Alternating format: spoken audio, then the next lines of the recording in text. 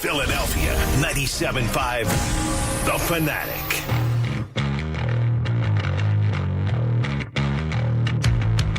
Well, what the hell happened last night? I'm Andrew Salchunas.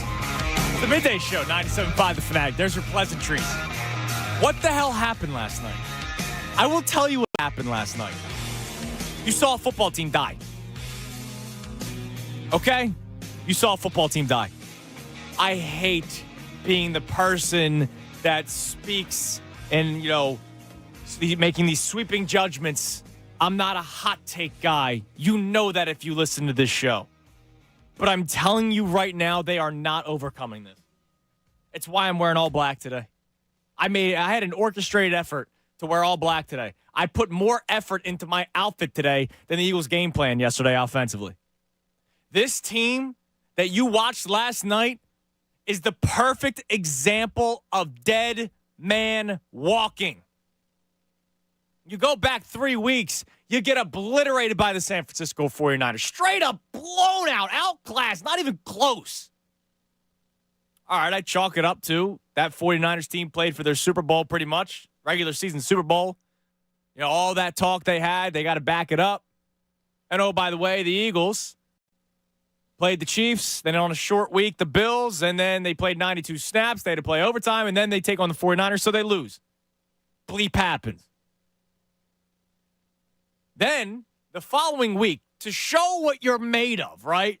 To show if you have it in you, talent-wise, leadership-wise, coaching-wise, you head down to Dallas, and what happens? You get freaking spanked. 0 touchdowns by the Eagles offense. Your only touchdown in that game was a Jalen Carter scoop and score. Fumbles, drop touchdown passes. And the worst part about all of that, the freaking finger pointing. You are a 10-3 football team, and already you start to whine and chirp, chirp, chirp, chirp, chirp. You got to talk to the media, send these anonymous texts. You lost 2 games. I know we all pointed out the issues. I know we all saw it ourselves as fans, not just as members of the team who study the film and prepare for the following week. I know we all saw it. We saw the issues with the middle of the field. We saw the issues with the defense, but you kept on winning. And one of the words that we kept on talking about was resilient. They were a resilient group. It didn't matter what the situation was. They found ways to win. And to me, that's the making of a great team. Maybe you didn't have it all put together, but you found ways to win. Didn't matter what the situation was ahead of you. You came back, you came together, you banded it together, and you won football games. You lose 2 straight games, and now you got to start bitching. Complaining about this guy, pointing fingers, saying they're not playing for the coach, they're not playing for the team, they're playing for themselves. Really? You let 2 games do that to you? And so I thought the Cowboys game was a real tell for me, about the culture of this team, about the leadership of this team. I got freaking Darius Slay. I know he didn't play yesterday. I got Darius Slay on his podcast talking about how great he played when in back-to-back weeks you allowed 12 straight touchdown drives, 12 straight scoring drives, and you're talking about how great you played? That's nonsense. You're a captain. And then last night happened. A night where your defense didn't kill you. You made the move, Matt Patricia replacing Sean Desai. I don't know if Desai or Patricia would have called a better game. Bottom line is, you held them to 20 points. Bottom line is, the offense came up small. Let's talk about Jalen Hurts, who was awful down the stretch. And we'll get into a conversation later on because there's still people that are anti-blaming Jalen Hurts, which to me is the weirdest thing. If the guy throws 2 picks, that's terrible. That's on him. Terrible decision to go downfield to Quez Watkins. Terrible decision to go downfield to A.J. Brown. When you had 2 timeouts left, they were giving you the middle of the field. And you go down the sideline to A.J. Brown, and you float it, letting the safety come over and make the play. It's ridiculous. I'll blame Quez Watkins, too. He's one of the least of your worries right now. But Quez Watkins, that dude does not belong in the NFL. You can have all the speed you want in the world. Yeah, go run track. My God, go up for a freaking football. That was one of the softer attacks I've ever. First, he gets tickled pretty much by the defender, and he's throwing his arms up in the air. And then when it's time to make a play, just bat the ball down. Nah, nothing. No effort. And people were complaining that they don't go to Quez Watkins enough. And this is why you don't. But Jalen Hurts, mess yesterday down the stretch. Forgive me, I don't care about the illness, all right? The guy actually looked pretty good out there running the football. But he makes those two terrible decisions down the stretch. And here's the deal. I can't come in today and just complain about a loss. No. I have to also complain about whatever the hell is going on inside NovaCare. Here's Jalen Hurts after the game. I usually hate playing anything that Jalen Hurts says because to me it's a waste of time. To me, it's to keep the standard, the main thing. You know, I had a purpose for anybody had an opinion. It's all stuff that he writes down during the week. Whatever. He said something. He slipped. And you can hear himself trying to, fix it. We're going to play you two clips. We'll start with number 1 or cut 2, Ray, on the cut sheet. Here's Jalen Hurts talking about guys not being committed. I've been talking about execution all year. Been on the same page. Everyone been on the same page. And we didn't execute. I don't think we're all committed enough. Just got to turn it around. It's a challenge that we have to embrace. Just continue to see it through. What do you mean by that, about being committed enough? Commitment. I don't know that I had a dictionary on me now. I don't know how else to say that. I guess, how are you seeing that present itself? It's just, it's a matter of being on the same page. It takes everyone being all in all aspects, and, it starts with me. There's multiple opportunities out there. In the end, there's not another way you'd rather have it, the trust that we have in one another, how much we communicate as players, and, taking advantage of those moments when you have them to open the game open, whether it's in the final minutes or, early on when we false start, short yardage situation. You just have to be better. I have to be better, minimizing the mistakes, the penalties, the mental errors, just playing team football, and it starts with me leading that. We've lost games, because I could be better. That'll change everything, and I accept that. He tries to walk back the commitment part, right? And we'll play the shorter version of it later. He tries to walk it back. Oh, I don't have a dictionary in front of me. My bad. Dude, you said it. You slipped. And then you could hear his brain working, like he's trying to get out of this thing. And so maybe it was a slip up. I don't know. Well, he says it again later on. It's the reality of it. Everybody has their role in it. I know it starts with me. We got to pick ourselves out of this. I ain't really too fond of the you practice the same habits, you getting the same results, and we have to make a internal change in how we attack things, how we come to work every day. It starts with the little things, how committed we are to doing what we're doing, and that all starts with me, the quarterback. And so, it's a challenge that I'm embracing. I have embraced, and, as tough as these times are, I still see light at the end of the tunnel. It's just a matter of believing. This one hurts bad, just knowing the opportunities we had out there. But, so what now? What, how do we attack the future? How do we attack what's in front of us? We still have an opportunity to do something special. Got to clean a lot of things up, though, to do what we want to do. He brings up commitment again. Guys got to be more committed. A second time. He also talks about we need to make some internal changes.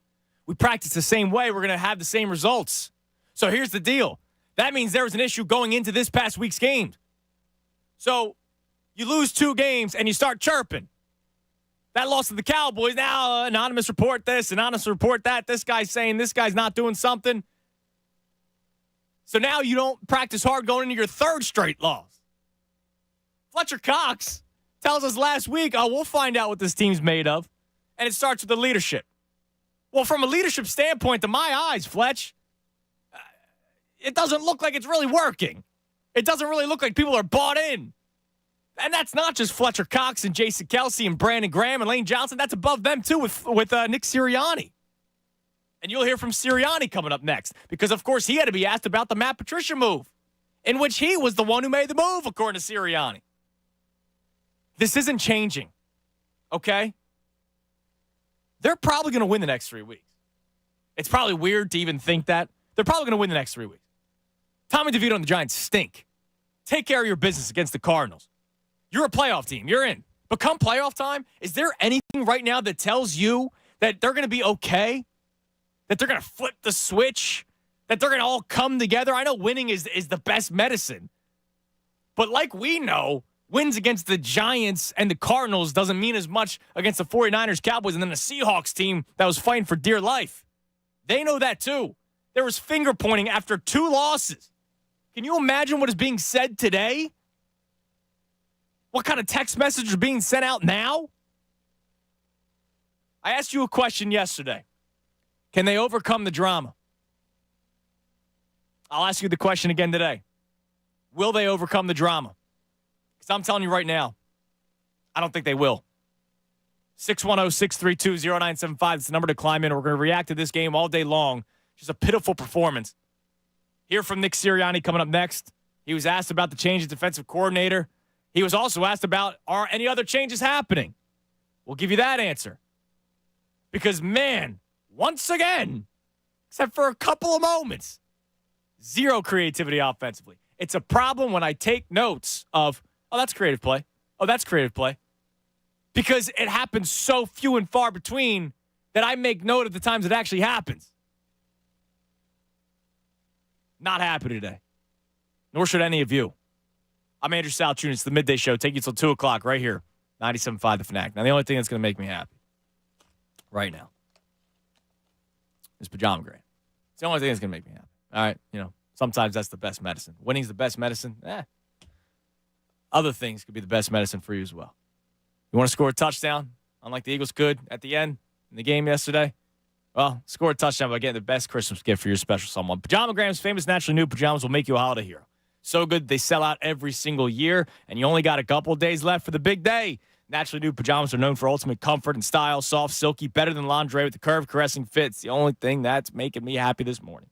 Here's the kicker. When you order Naturally Nude pajamas today, you'll get a free Naturally Nude nightie. That's a $75 savings on a very luxurious 2-in-1 complete gift. Better yet, with Pajama Gram, you can even add gift packaging. If you ask me, that's one easy holiday gift that is sure to make her happy. Make your life easier. Unlike how the Eagles don't make their lives easier with the way they call offensive games. Look how I tied that into the read. Listen, we all know how good it feels to win. Unlike the Birds. So why not win this Christmas? Hurry, go to Pajamagram today for Naturally New Pajamas before they sell out. That's Naturally New Pajamas at Pajamagram.com. Tell them Andrew sent you, Pajamagram.com. Hurry before they sell out. Fanatic Sports Update. Oh no, we suck again. I'm Ray Dunn. This update is brought to you by Barbera Supports Toys for Tots. Every vehicle Barbera's got helps supports Toys for Tots. Jeep's cheap, just $199 down. Your drive around Philly town. Is Barbera the best? Boy, I guess. The Eagles blew it in the fourth quarter. The Seahawks, led by Drew Lock, their backup quarterback, went 92 yards in 10 plays in the final 2 minutes of the game to take the lead. They win 20-17. Jalen Hurts threw a pair of interceptions, one to keep the Seahawks in it, and one to end the game with just 6 seconds left. For the second consecutive week, Hurts didn't throw for 200 yards, and the offense scored under 20 points for the third consecutive week. The Eagles are now 10-4. The hopes for the number 1 seed have seemingly been dashed, and they failed to capitalize in a week where the Cowboys lost. Don't think I forgot about the 76ers. Joel Embiid and Tyrese Maxey showed up to play the Chicago Bulls. The rest of the team, well, they did not. Embiid had 40 points, 14 rebounds, but the Bulls won 108-104. The non-Embiid Maxey players on the 76ers scored 35 points on 37.8% shooting from the field. Something you might not have thought you would say before the year. Thank God. We have the Flyers. They're back in action tonight against the New Jersey Devils. Puck drops at 7 o'clock. Catch the live call right here on 97.5 The Fanatic. This update is brought to you by Lowe's. Don't miss out on new deals every day at Lowe's. Find can't-miss savings across the store for a limited time. New deals every day only at Lowe's. Keep it locked here for all the latest news and information. I'm right on the home for the Sixers and Flyers. 97.5 The Fanatic. The Philadelphia Flyers play here. Coming up tonight, Tim Saunders has the play-by-play. Your home for the Flyers is 97.5 The Fanatic and 97.5thefanatic.com. Happy holidays from the Fanatic family to yours. Hey, this is Scott Sisler from Mini Melts Ice Cream, wishing everyone a happy and healthy holiday season. All of us at Mini Melts appreciate you and your continued support this year. Remember, it's always the perfect time to enjoy Mini Melts, the #1 premium beaded ice cream. Season's greetings, and thanks for listening to 97.5 The Fanatic, Philadelphia.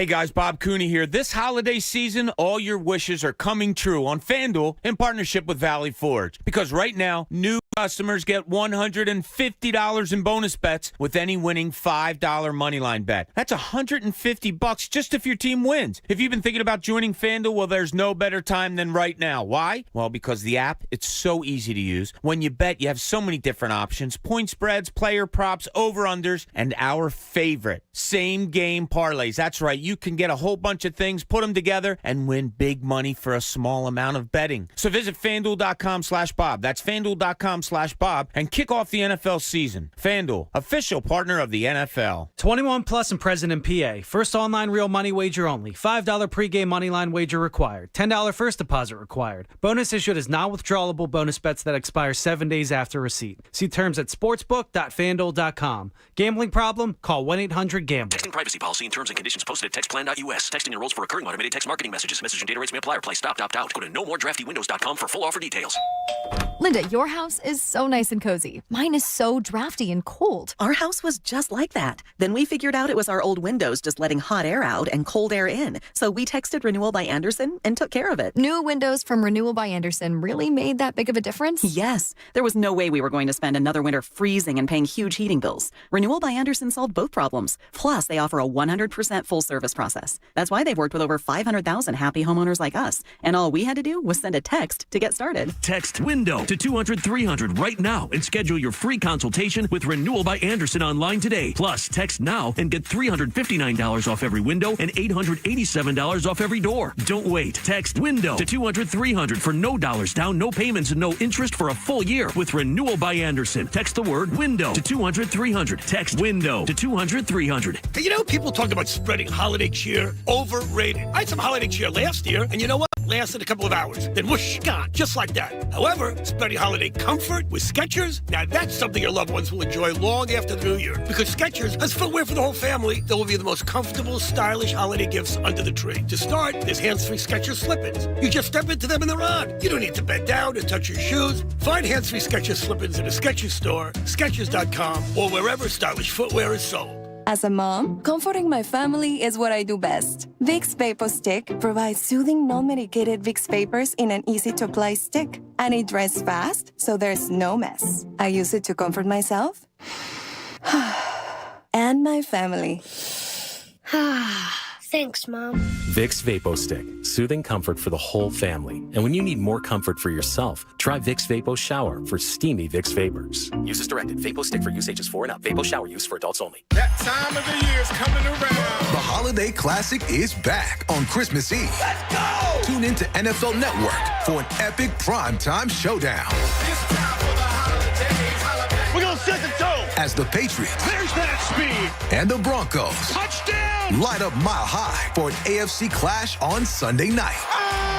Deck the hall, you having a ball. The NFL Holiday Classic, Christmas Eve at 8 p.m. Eastern, only on NFL Network and streaming on NFL Plus. This holiday season, spread the joy to family and friends by filling your hopper with Kingsford Hardwood Pellets. Kingsford Hardwood Pellets delivers excellent performance in any pellet grill and adds an authentic wood-fired flavor to your holiday meals. From favorites like prime rib to mac and cheese, your family will crown you grilling royalty. Trust Kingsford, America's grilling expert with over 100 years of expertise in flavor and quality. Make Kingsford Hardwood Pellets your grilling holiday go-to. Visit Kingsford.com. Who should you trust your family's comfort to? The Kincaids choose H&H Heating and Air Conditioning, DelcoHVAC.com. And right now, for a limited time, visit DelcoHVAC.com and schedule a gas furnace tune-up for only $79. It includes a free carbon monoxide check. So if you need a new system, you can ask about special financing or up to $1,200 in rebates on qualifying systems, subject to credit approval. See the dealer for details. H&H Heating and Air Conditioning. We trust them. They're an independent trained dealer. They do great work. Find them online at DelcoHVAC.com. That's DelcoHVAC.com. Did you know that driving under the influence of marijuana is illegal? And if you drive while you're high, law enforcement can definitely tell. If you feel different, you drive different. Drive high, get a DUI. Paid for by NHTSA. We all know Philly sports is big business, and we've got you covered every weekday with the Fanatic's Business of Sports reports that are powered by Pico for Business. For information on how your company can save with Pico's incentives, go to pico.com/business. Get into the holiday spirit with a brand new vehicle from Barlow Buick GMC. The best discounts of the year are happening right now. So get the gift of a great deal on a vehicle you'll love. They have a huge selection of popular models, which makes finding the perfect vehicle simple. At Barlow, they treat their customers like family and want the buying process to be easy.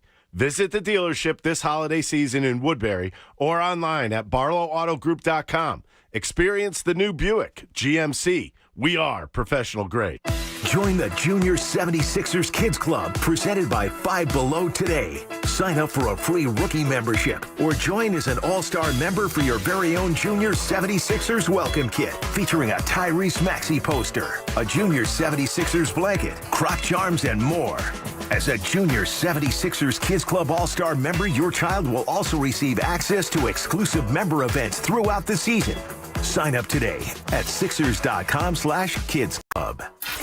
Jason Stark plays on one station in Philly, 97.5, The Fanatic. 10:23, 97.5, The Fanatic. I'm Andrew Salchunas.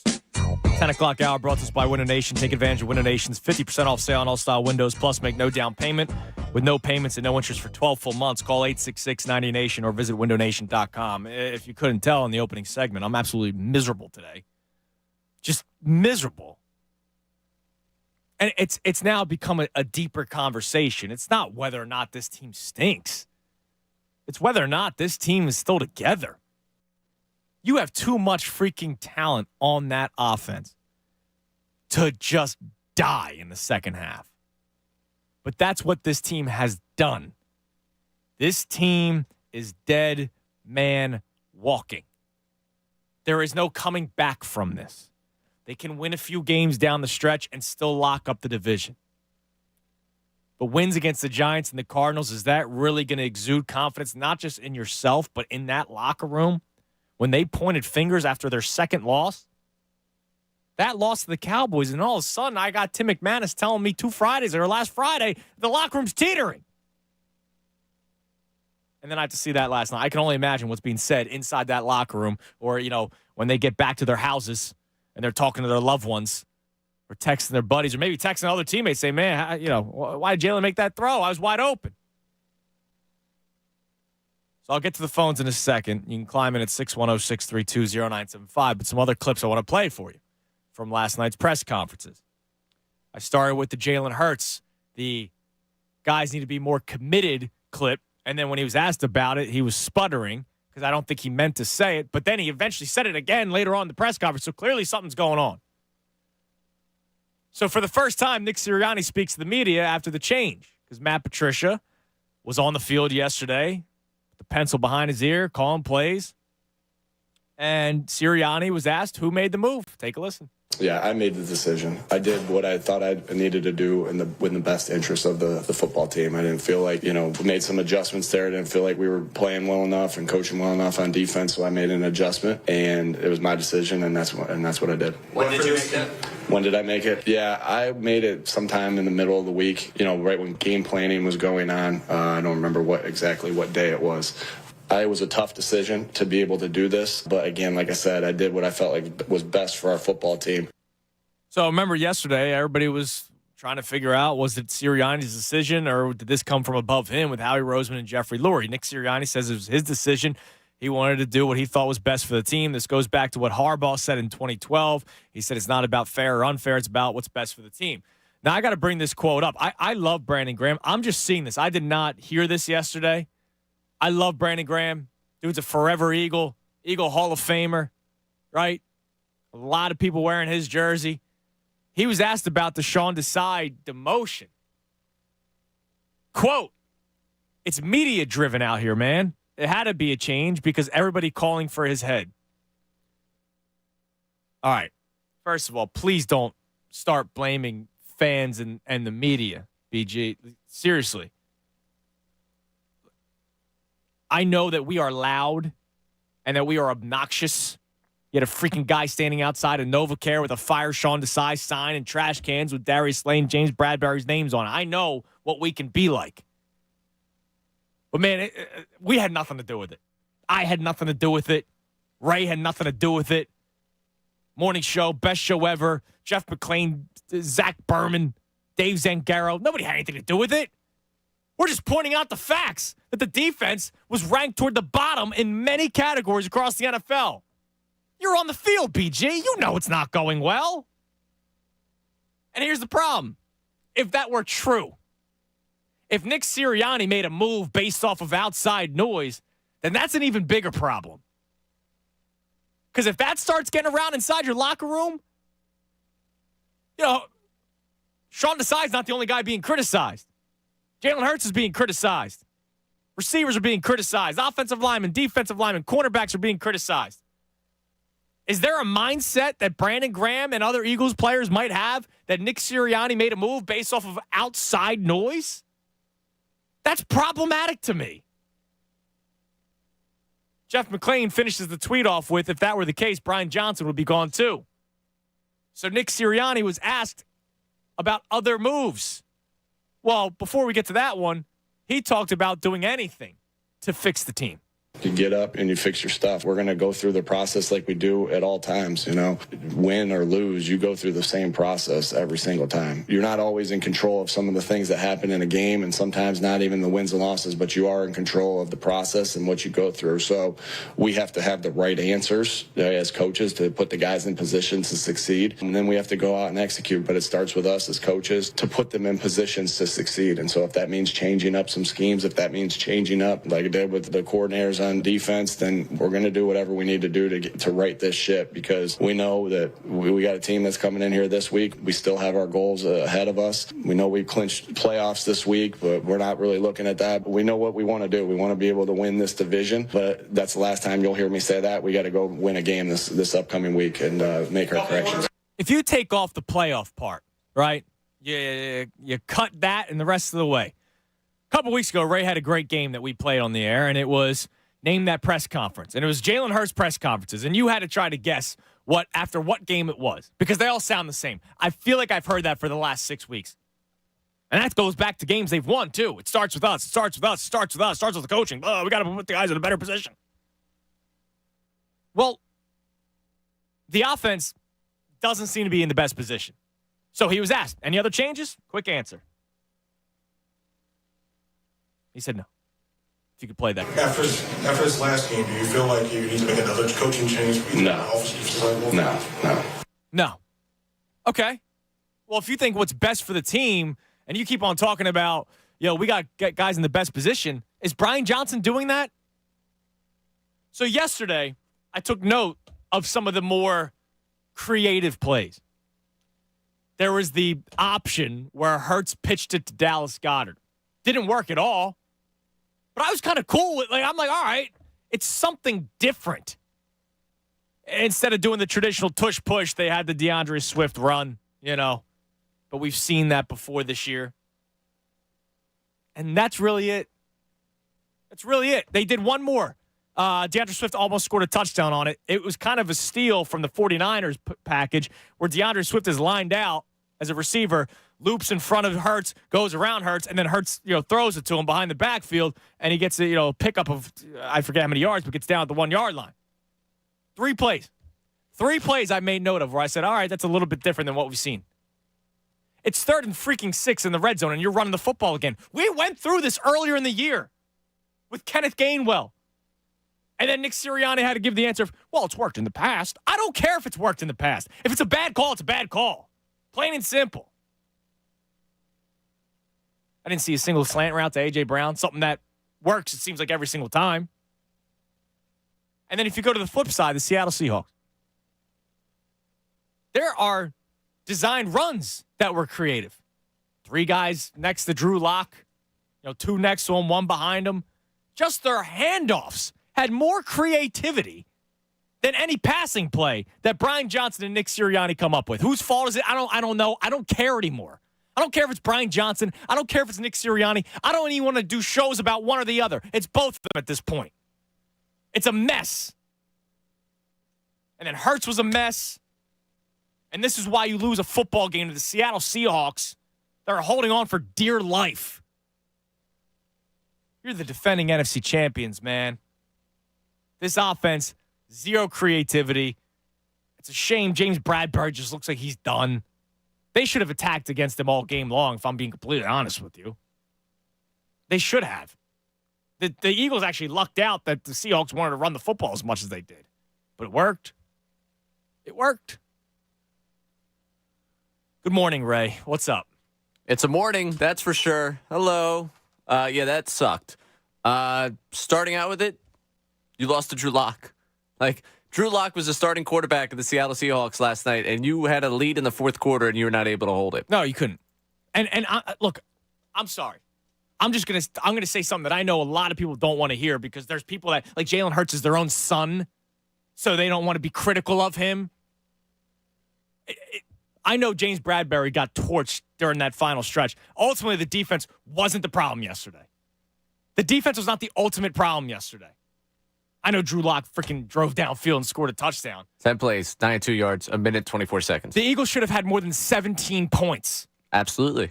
Like, you can't score 17 points against that team. And again, you have opportunities and missed. I have to hear missed opportunities again over and over again out of Jalen Hurts' mouth.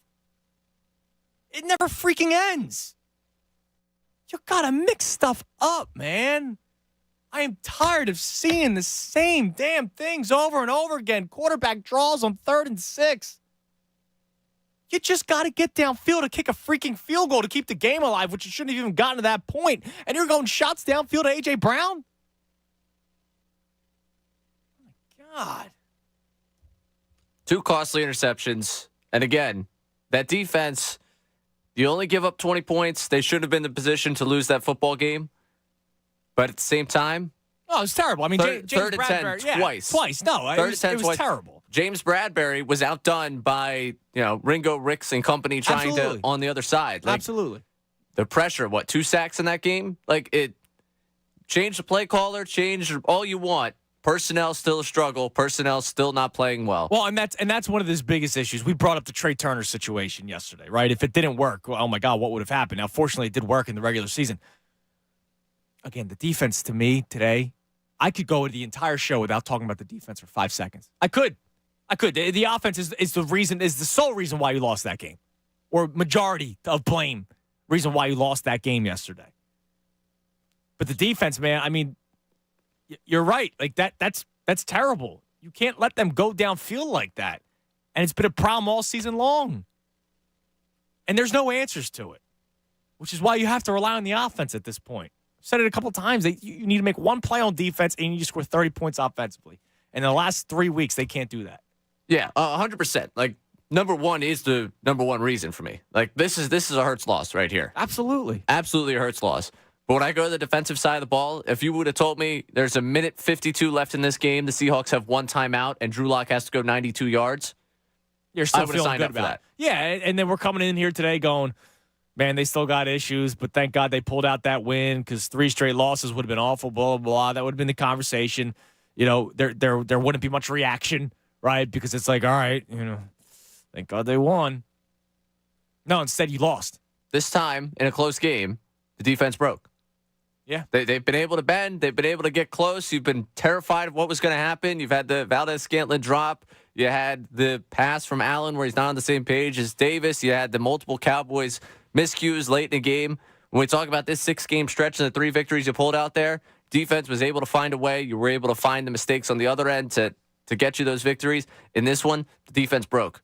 They broke against Drew freaking Lock. Yeah, which is why we talked about whether or not that being sustainable, the way they were winning. Was it sustainable? And we thought, hey, well, they keep on finding ways to win, so I imagine they do continue to keep on finding ways to win. We'll see what they look like against the 49ers. And then we saw what they looked like against the 49ers. Look, they were 10-2. They were 10-1 before this stretch. They earned all 10 wins. I will not take that away from them. They were 10-1. But the last 3 weeks, this team shows that they have 0 answers right now. 0. Zilch, nada. And I don't think that's changing. Let's go to the phones. Let's go to Justin in Mount Laurel. Justin, you're on the Fanatic. Hey, how you doing, buddy? What's up, Justin? About 2 hours of sleep last night, watching Tecmo Super Bowl for 4 hours last night. The offense, I'm so happy that you're bringing that up because everybody wants to point fingers at the defense. Yeah, because it's the last team that was basically on the field. I know the Eagles had a shot at the end there, but Everybody's taking shots at Patricia and the defense and James Bradbury, and rightfully so. They gave up that drive at the end. But, dude, I mean, Jalen Hurts throwing 2 picks. They shouldn't even been in that position. I hear you, brother. And I don't want to take Jalen off the hook because, boy, does he deserve it. But, man, like, who – you're calling bubble screens, right, with a 240-pound tight end. And the lead blocker is Devontae Smith, and he's getting pushed. Yeah, it's stupid. It's dumb. He's the same weight of his right leg. Sorry, his right leg. It's all right. What's he doing there? It's like, how is that ever going to execute? Then you got at the end of the play. I know it shouldn't even have came down to that. You got 13 seconds, 2 timeouts, 15 yards for the best kicker in the NFC to get on the field. And what do? You're playing along the sideline, which everyone knows in football, that gives you a third defender to the sideline. Mm-hmm. So now he's triple teamed. When you have the best over-the-middle receiver in the league, and no one thought to call that?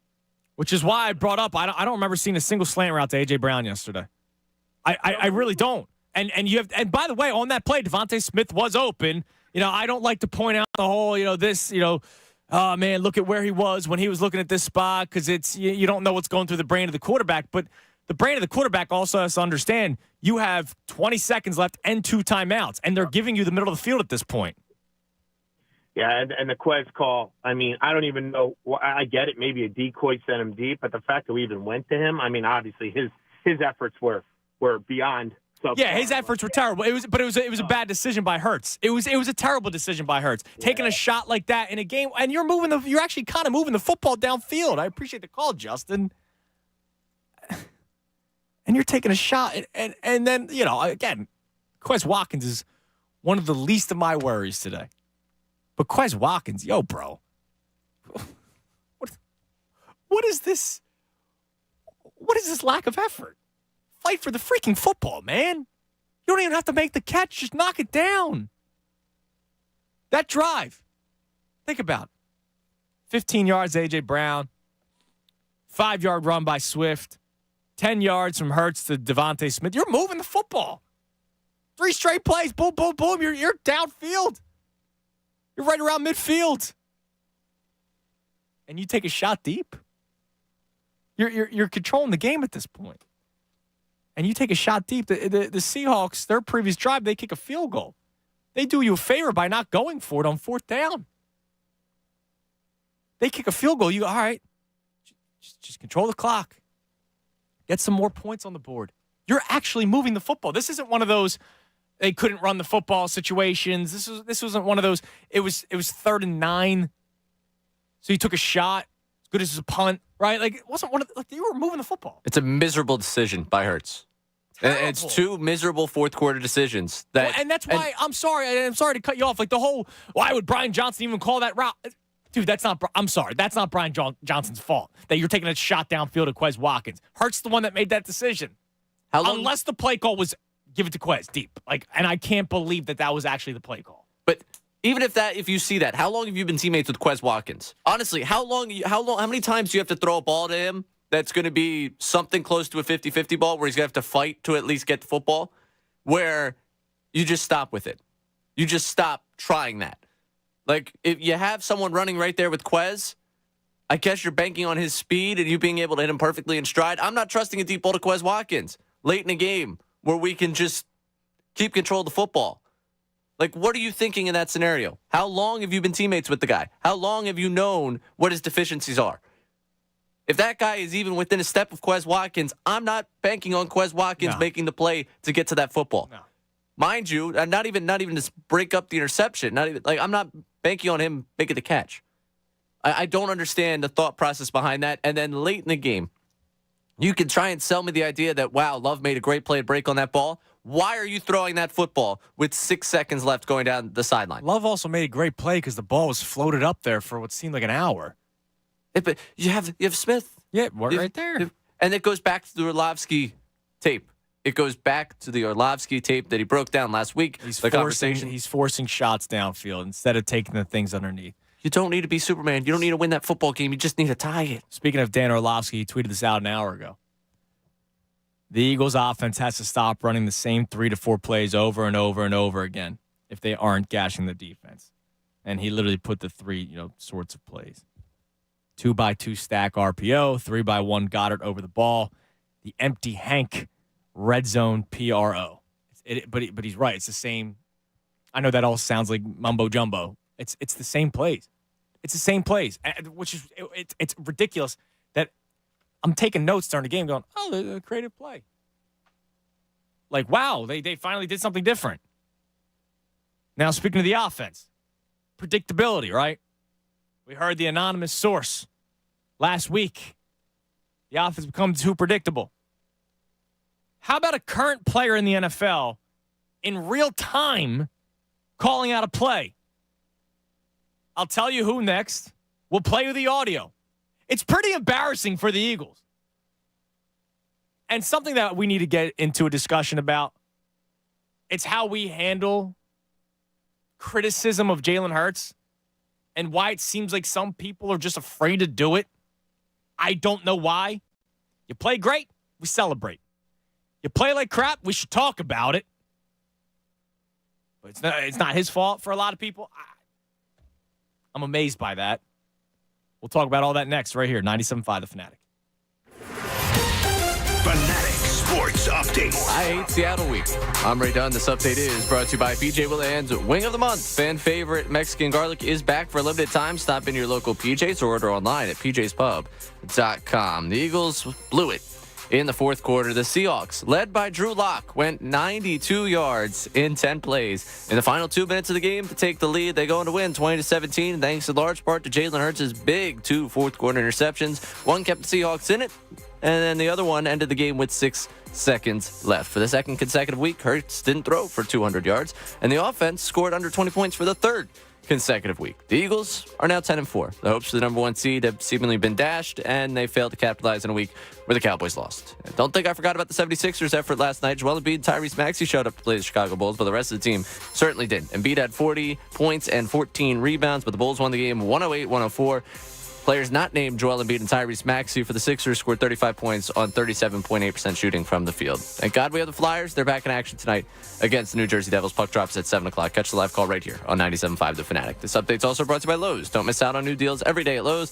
Find can't-miss savings across the store for a limited time. New deals every day, only at Lowe's. Keep it locked here for all the latest news and information. I'm Ray Dunn, the home for the Sixers and Flyers. 97.5 The Fanatic. The football insiders are here. ESPN's Adam Schefter, Wednesday morning at 8.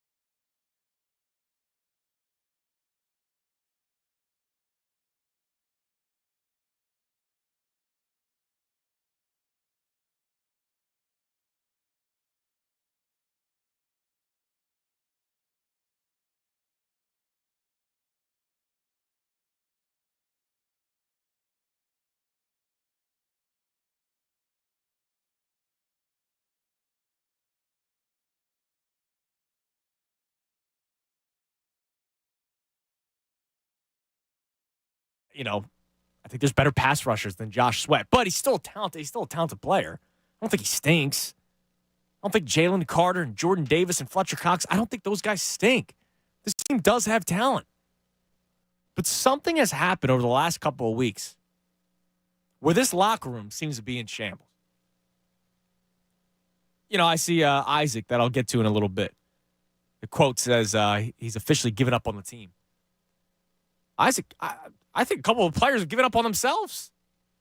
If I'm being honest, based off of what we've now heard, we have not talked about just Eagles football in the last week and a half.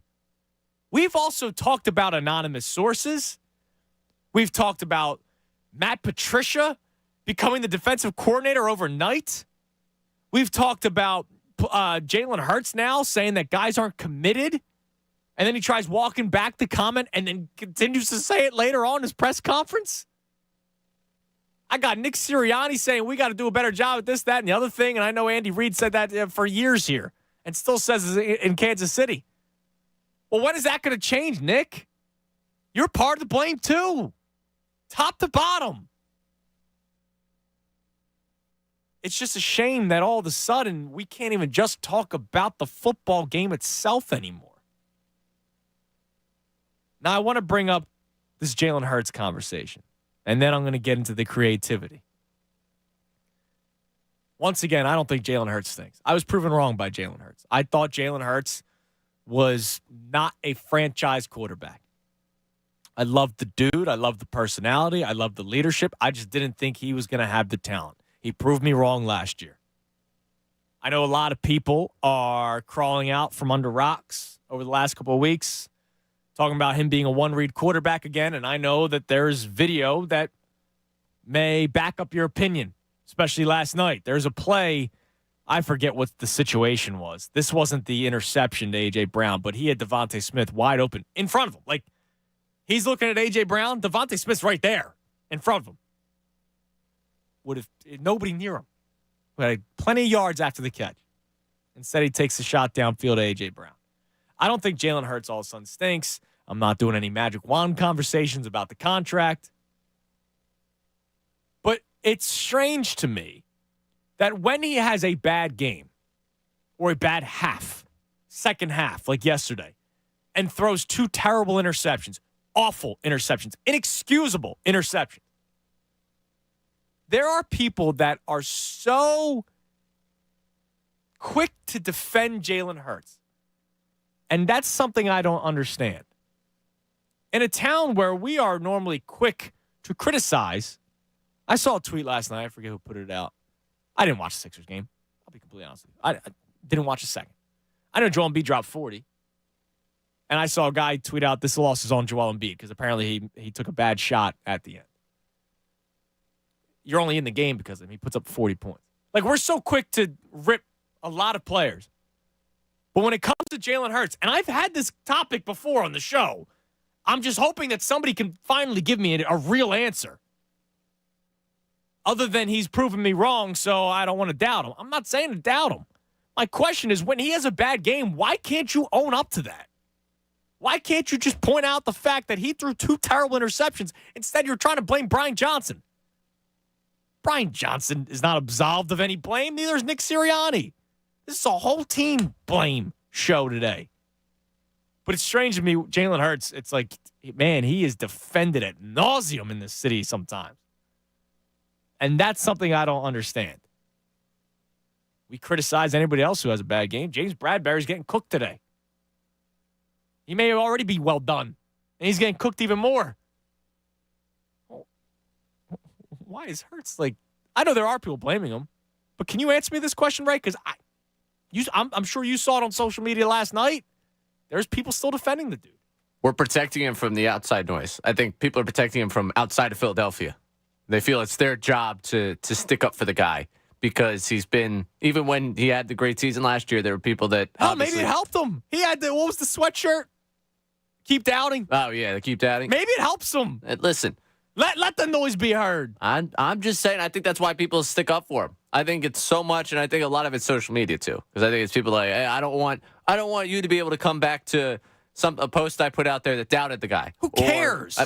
I'm not telling you I care about it. I'm telling you this is people's reasoning. To them, who cares? We react. This is what we do. We react to everything in life. If you have a crappy day in life, you react to it. And you try to make the next day better, right? Just because you say Jalen Hurts had a bad game doesn't mean you gave up on the dude. If he stunk, he stunk. Plain and simple. Now, again, it's not just on him, even though I give him probably the majority of the blame for the loss yesterday, but something that we need to play. And I hope somebody in NovaCare freaking sees this. Nick. Manning cast. I don't watch it. I know people do. It's not for me.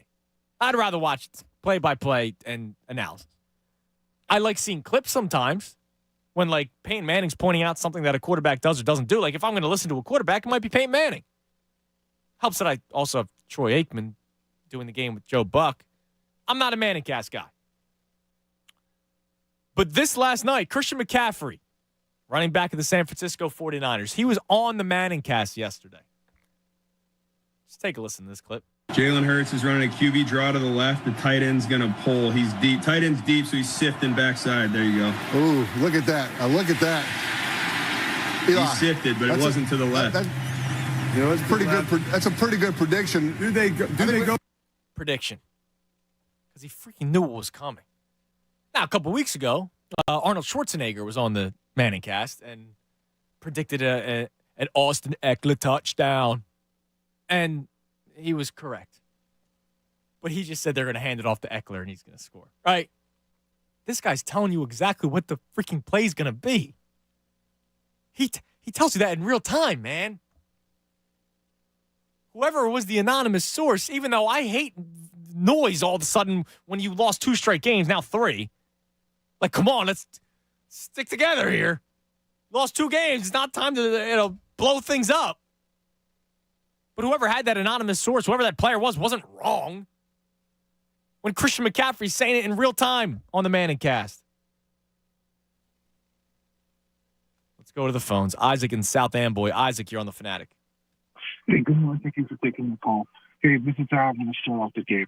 The Eagles will lose on Christmas Day in a horrible fashion. And I'm going to say this why. Because right now, just like you said, the players have been checked out. Nobody's in it. You're going into holiday season. You're focused on everything else than playing football. You're probably not going to win this game. And sadly to say this, they might not even win this game when Gannon comes back and Phil Link. This is a really bad, horrible situation right now. I'm going to tell you also something is right now. I forgot who was on Sunday's cast that was really confident that the Eagles were just going to win because they had just talent. Here is the issue that I had. I was thinking to this. The only reason why this team has not been good is because they lack identity throughout the entire season. They have not been able to find their identity because we had a horseshoe stuck up our butt the entire time when we were winning these games. However, you did see your identity. Your identity is running the ball and controlling clock and using your offensive line. That should have been your identity the entire time in this game. And guess what? It was working the entire time. And instead, by Nick's judgment, he decides to continue to throw the ball in crucial situations. Now, I put this on Jalen Hurts too. He's made terrible decisions. He's regressed. He hasn't seen the field very well. But when Nick, as much as I've enjoyed him as a coach, he has not lacked any feel for the football games these last 3 years. I don't understand for a coach who sits and looks at everything. You don't do anything. You don't call plays.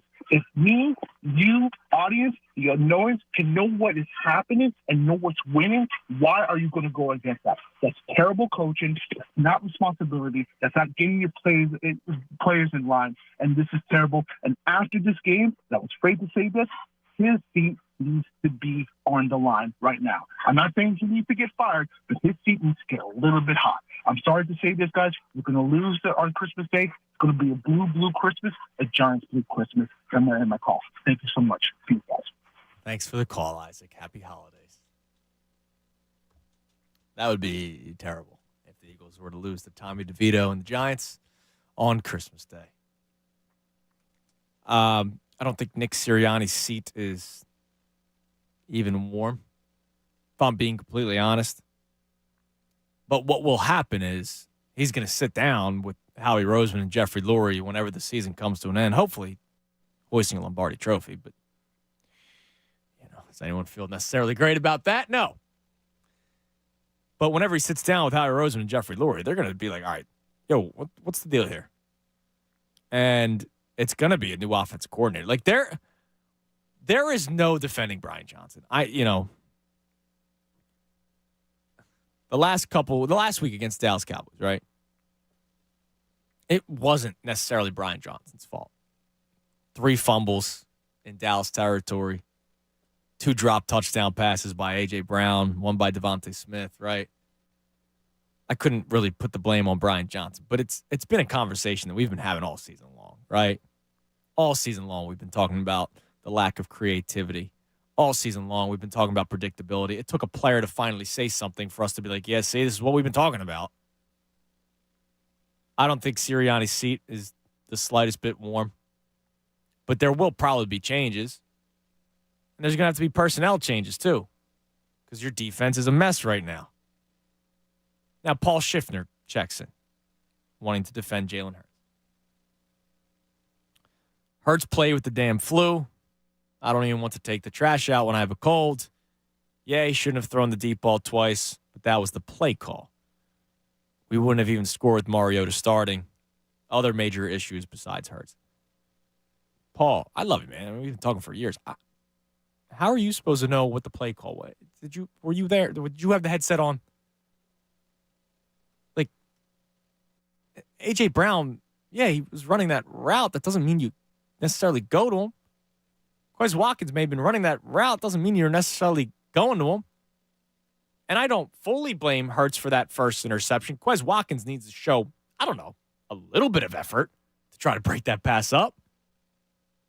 On a drive where you're moving the ball downfield and you have a 4-point lead, taking shots like that is unnecessary, in my opinion. You're playing, as we said, Drew Lock and the Seattle Seahawks. Matriculate down the field. I don't care.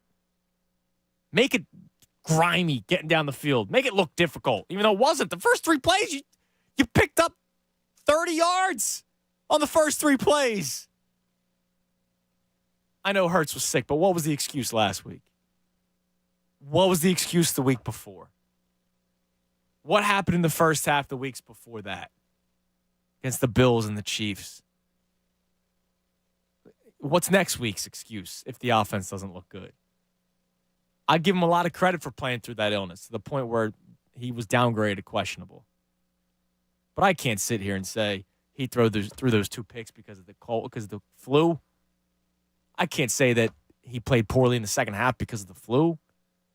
Oh, by the way, he looked like he was running pretty well, if I'm being honest with you. I can't give there's no more excuses left. None. Your thoughts? Big Gun checked in with the discussion about the Watkins because it looks like looking back at that play that Watkins was the throw there. Guess what? Don't throw it. To me, as much as you want to put blame on Watkins, you're the guy trusting Quez Watkins. I saw the video the part of the video that B Gun wanted us to look at. I don't know what A.J. Brown was doing because he was not running the route. The other receivers were. But again, the point is, just don't throw to Quez. Like, I'll just say what it is. I in that situation, knowing who Quez Watkins is, you're taking the shot. I'm cool not taking the shot. That point in the game, that time, and yeah, well, that's real hindsight of you. I'll be honest with you. Close game, late. You've got the lead. You're moving the ball in chunks. I don't need the big play, Quez Watkins. And we don't even have to go hindsight. We talked about this last week. I don't understand why fans all of a sudden, and not even just fans, the reporters were asking about it too. Hey, it seems like A.J. Brown, Devontae Smith, and Dallas Goedert are getting all the targets. Is that a problem? I don't care. I don't see how that's a problem. And we took a couple callers about it. Man, I mean, I get predictability. I understand that. It's not predictability that it's going to one of those 3 guys. It's predictability the way they're lining up and the guys are running the same routes. I don't care about Quez Watkins getting targets or Olamide Zaccheaus getting targets or Julio Jones getting targets or Boston Scott, Kenny G, DeAndre Swift. Those are your 3 top guys that you're going to throw the football to. And then you take a shot downfield at Quez Watkins. Look what happens. Maybe that's why you don't give the dude targets. The guy didn't fight for the football, man. Let's go to Edith. Hello, Edith. Hey, Andrew, I know you're sad because I'm sad with you, baby, but I don't want you to have no stroke over there now. I want you to come down there. I'm getting close, Edith. I'll be honest with you. Oh, my God. Oh, my God. Let me tell you something. Is Brown able to tackle somebody? Because he down there, wanting the ball. How about putting some work in? Because if he makes a play on the ball. Oh, who's Sidney Brown? Oh, I haven't even gotten to him. Holy hell, this dude can't tackle for what? What is going on? And it's not just like I know a couple times guys bounced off him. It seems like he can't read where the guy's going. He can't play angles. He got juked out multiple times. Yes. I mean, if he makes a play on that ball, instead of him trying to hit Metcalf, he would be trying to get an interception up there. Maybe. Yeah, just knock the ball down. They let us down. I'm telling you, if somebody told me Monday that Seattle was going to score 20 on us, I knew we was going to win. If the defense held them to at least 20, there's no way we're going to lose that game. I'm telling you, look, that locker room is a mess. It sure is. They say it every week, we got to play better. And I don't see a single full 4 quarters of improvement. Not one. And the other teams have no fear of us. They don't have no fear. And why should they? Because we playing like we don't care. That loss is unforgivable. I'm sorry. I'm so pissed off. No, absolutely not. Like I can make the case. All right, 49ers. You had a tough stretch going into that game. They were playing for their regular season Super Bowl there. You go down to Dallas. Dallas had 10 days rest. There's no excuses for yesterday. None. No excuse for yesterday. None. No excuse for yesterday. And all that mixed up with the coaches getting demoted and all that stuff. That causes a lot of turmoil too. Now why are you going to do it now? If that's the case, you should. Sirianni thought it was best for the team, but he's not going to do anything else. Come on. And I'm telling you right now, Harry better put some money up for linebackers and stuff. He needs to change his attitude about that because we need help. We need help. And it don't make no sense. Look, I'm ready to get myself out and go down to that NovaCare Center and put some whoop behinds on some of them butts. I think you'd be a better linebacker, Edith. I think you'd go. You'd hit him over the middle. Thanks for the call, Edith. Yeah, dude, Sidney Brown. I'm excited for him maybe in the future. One of our biggest problems in this, I don't think this might be all cities, is just overhyping rookies and later round draft picks. Like it wasn't like I saw people. Well, I mean, if he'd been playing all season long, who's he playing over? Who was he playing over? You brought in Byard, so who's he playing over? Yeah, once Byard's here, he's not playing over anyone. No. Is he probably better than Justin Evans and Terrell Edmonds? Maybe. But you know what? There's probably a reason why he wasn't starting over those guys. I mean, the dude wasn't even taking right angles. I counted, I think, 3 missed tackles where he actually got contact on the running back or the receiver. And then there was 2 or 3 plays where dude just completely missed. Just wasn't in the right position. Oh, God. Well, the locker room is in shambles, Edith says, and I don't disagree with her. We played it yesterday. We played a lot of times last week. Fletcher Cox talking about after the Cowboys game that we'll find out what this team is made of going into this Seahawks game and how the team plays. Well, Fletcher Cox spoke about the team yesterday after the loss. Hear what he thinks now about the Eagles. He also talks about the move for Matt Patricia. We'll play those clips coming up next. Your calls as well. We have 2 open lines, 610-632-0975. Jeff McLane joins the show at 12:30 today, but other than that, it's your calls. We're not doing the power rankings today. We'll move that to tomorrow. It is a day of reaction right here, 97.5 The Fanatic. Fanatic Sports Update. A disaster on Monday Night Football. I'm Ray Dunn. This update is brought to you by Lowe's. Don't miss out on new deals every day at Lowe's. Find can't-miss savings across the store for a limited time. New deals every day, only at Lowe's. The Eagles blew it in the fourth quarter. The Seahawks, led by Drew Lock, went 92 yards in 10 plays in the final 2 minutes of the game to take a 20-17 lead, and that would be the final score. The Seahawks were aided by a pair of Jalen Hurts interceptions, one that kept the minute late and one that ended the game with 6 seconds left. For the second consecutive week, Hurts didn't throw for 200 yards. The offense scored under 20.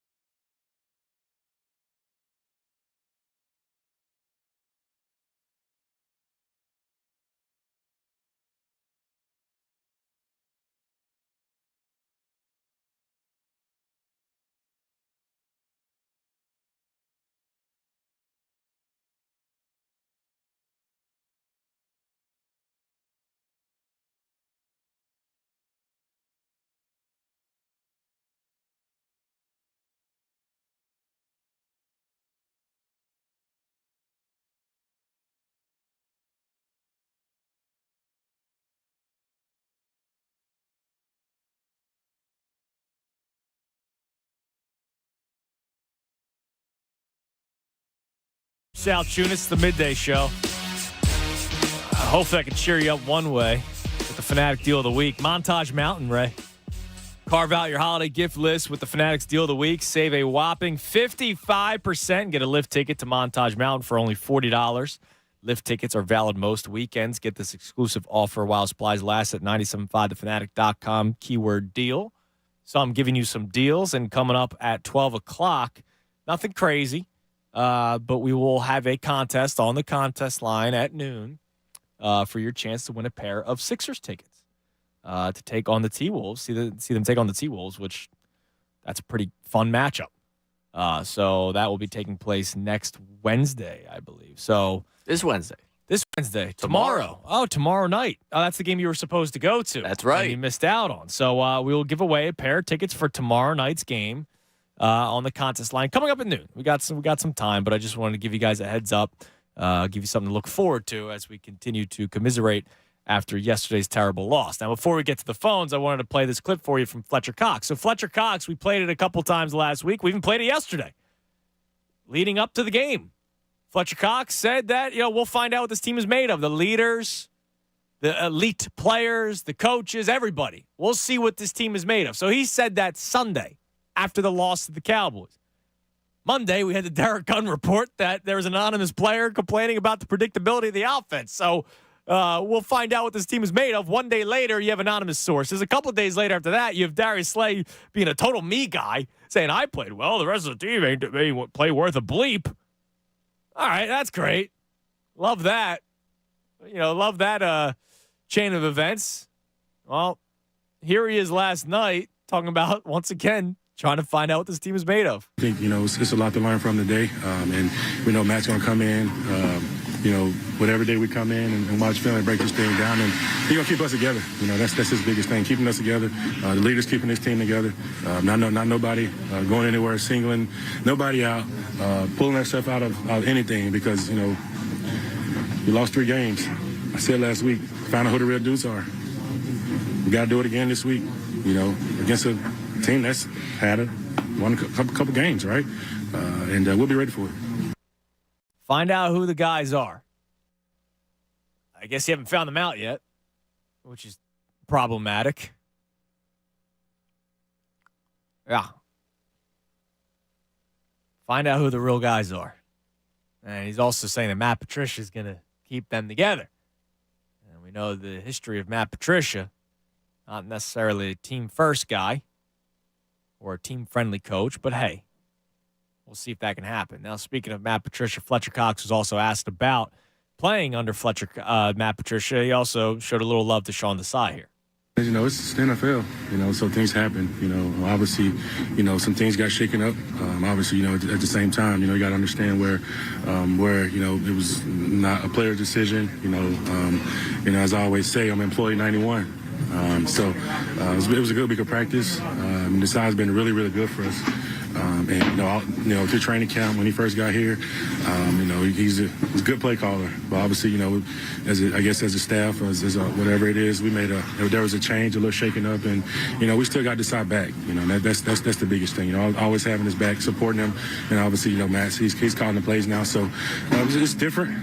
We got to adjust and move on. So none of the leaders were like. Nick didn't go to any of the leaders and talk to you guys before the decision was made. We're doing a really good job of keeping the stuff in-house, in this organization. Apparently that got out. It shouldn't have got out. It did, but whatever. We're looking forward to, again, practicing this week and moving on to our next opponent. Let me ask you something. What's the problem with it getting out? It got out. So we would have been watching the game yesterday going, why is Matt Patricia calling plays and why is Sean Desai in the booth? I don't think the news coming out that Matt Patricia was going to be the defensive coordinator, call the plays this weekend. I don't think that's the reason why they had a terrible performance on offense yesterday. What was the problem with it? One of the clips that I can't get to playing. Nick Sirianni last night, when he was being asked all about the Patricia stuff. He was asked about whether or not he spoke to the players about it. He made the decision before consulting the players but he made sure to tell the players before letting it get out to the media. And then he said, if I told you guys sooner, it would have been a competitive disadvantage. I'm sick and tired of it, dude. I'm sick and tired of the competitive disadvantage, competitive advantage. It's not like the defense really looked like they did all that much different. They brought pressure a couple more times, maybe some different looks. And at times, it seemed like it was going to work. And then you allowed a 90-yard, 10-play drive at the end. And the offense once again sputtered. Yep. Let's go back to the phones. 11 o'clock hour brought to us by Gold Nugget Jewelers. That's where Philly gets engaged. Mark in South Philly. Mark, you're on the Fanatic. What's going on, Andrew? How you doing, brother? Yeah, you know. I mean, there's just so many things. I feel like the list gets longer and longer every week, and it's just so obvious. I mean, you're getting out coached on a daily basis. Realistically, you can tell they don't just practice hard, let alone practice the fundamentals. Obviously, as you already pointed out, in the most obvious. See, like I don't know that because I'm not down there. But when Jalen Hurts goes on this not rant, but however you want to categorize his tone, when he talks about guys needing to be more committed, and it starts with practice, and then he says, I don't like practicing the same things when it gets the same results. So, I don't know. Is that Sirianni and his practice schedule? Is that what Brian Johnson and Sean Desai and now Matt Patricia are doing? Or the players not bought in? Like, I don't know what it is, but clearly there's something going on during the practice week as well. Yeah, obviously when Jalen's making those comments, it's obviously pointing to all the players not being buying in, I should say. Especially from a guy who doesn't really talk, right? Like he says, sure. he says things. Has a Bible verse or right, Instagram right, quote. exactly. He doesn't really make these comments, which honestly I think realistically, man, which he hasn't really felt here yet. He's really feeling the pressure, and obviously, I mean, it's just really how he's responding to it. And it sucks that we paid Bradbury. We don't pay T.J. Edwards. T.J. Edwards is going to have. It's probably going to make the Pro Bowl for the Bears. It's nuts. Mm-hmm. Bradbury's getting cooked by anyone on Seattle. I don't know if you saw the stats with Ricks and anybody besides Bradbury was the only one getting cooked. Yeah, Ringo had a good game yesterday. Yeah, Ricks Ringo had a good game yesterday. Bradbury got cooked. That entire drive was attacking James Bradbury. But I'll say this: I don't think anybody was against bringing him back. He was an All-Pro last year. Absolutely. But now, 15 for week 15. You got 2 more years of it, man. Has changed. I know it's pretty rough, and it's. I mean, Jalen. I mean, call a spade a spade. I mean, we paid Jalen. He's regressed. I mean, it is what it is. The offense is obviously vanilla. There's no way for him to really to produce this offense. But him, I mean, you literally could have checked down the field last night to get another 7 against Seattle, and he's shooting the deep balls, and it's just a head scratcher because when he came into the league, obviously you were on the same page. He couldn't really read the defenses. His arm wasn't strong enough, and it seems like he took a step back. We signed him, and he's regressed. And I feel like it's getting more and more obvious every week because instead of defending our quarterback it's now becoming very hard to do that. Yeah. Really I mean, look, so before the season started, and thanks for the call, Mark. Before the season started, I did a whole show on it that I thought Jalen Hurts was going to take a step back because I thought Jalen Hurts played over the moon last year. I've said it a million times. And so I apologize for repeating myself, but I said I thought Jalen Hurts would take a step back from the second best player in the NFL to still a top 7 quarterback, which is still very good. Still solid. Still solid. And if you take a step back right now, you can make the case that he's still playing like a top 5 quarterback in the NFL because the rest of the NFL, it's just been a bad year in terms of productivity from a lot of quarterbacks. But the problem is, last night he didn't play anywhere I'll take his phrase from it. He played nowhere near the standard. He didn't. It wasn't even close. Then again, they were moving the ball downfield. I just don't get the shot to Quez Watkins. I really don't. And then the A.J. Brown interception there at the end, you didn't need to take that shot. Was that one read? Was that hero ball?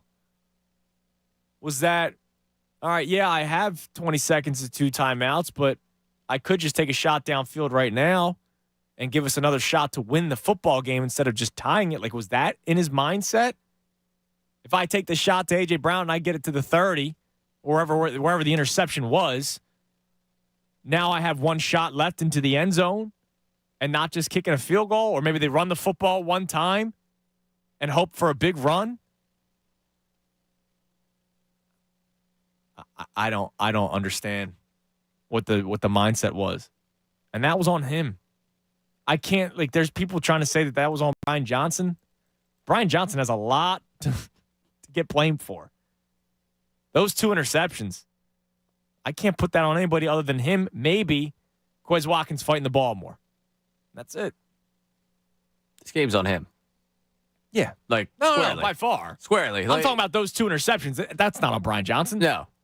Those interceptions and those interceptions lead to the game. This is squarely on Hurts. You can try and spin it, discuss it, twist it any way you want. It's all going to come back to him on this one.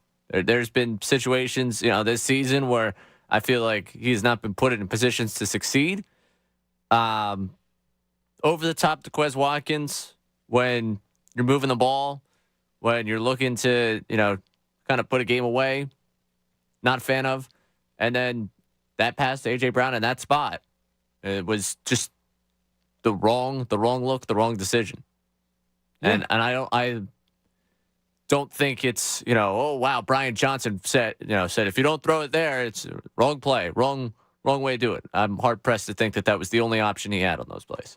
Yeah, I can't say that route to Quez Watkins was one route. Now I still don't know what A.J. Brown was doing, not running at all, but whatever. I can't put this on Brian Johnson. Those 2 picks. I'll put a lot of other stuff on Brian Johnson because the offense once again lacked creativity. I go back to the Seahawks run plays yesterday. The one where Kenneth Walker, he didn't get into the end zone. It was the one that got real close to the end zone. No, it was the touchdown, 23 yards. That drive, they had like 3 different plays where it was just handoffs where you're like, what are they going to do here? Where are they going to go with the football here? It's just little things, different formations. The Eagles have the same formations every play. Don in South Philly. Don, you're on the Fanatic. Hey, guys. Happy Tuesday. Happy Tuesday. Here's the deal. I mean, really, I want to talk about the offense. The defense, it is what it is, right? And we knew it. But I will say this. Bradbury is cooked. And we're stuck with this guy for 2 more years. We're going to have to figure out something to do with him because he cannot play corner anymore. He can't play against the top receivers in the league. He's cooked. He got burnt. So that's all I'm going to say about the defense. We need to figure out whether we're going to have to try to maybe move him to safety, but we got to figure something out. That's not going to happen. I know. But we got to figure something out because we're stuck with this dude. This goes on Jalen Hurts, and I'm not even going to say it was the play calling either, right? Jalen decided to go long all darn game, and he has this flu, and they took a chartered plane, and I'm going to be honest with you. Listen, Jalen's a great guy, but everybody has an ego, and you have to have an ego if you're going to play quarterback in the NFL. All right, we don't talk about it. Jalen last night lost because of his ego. I truly believe he was thinking he was going to have a Jordan moment, like the flu game. And that's why I think he was going long to do a walk-off home run.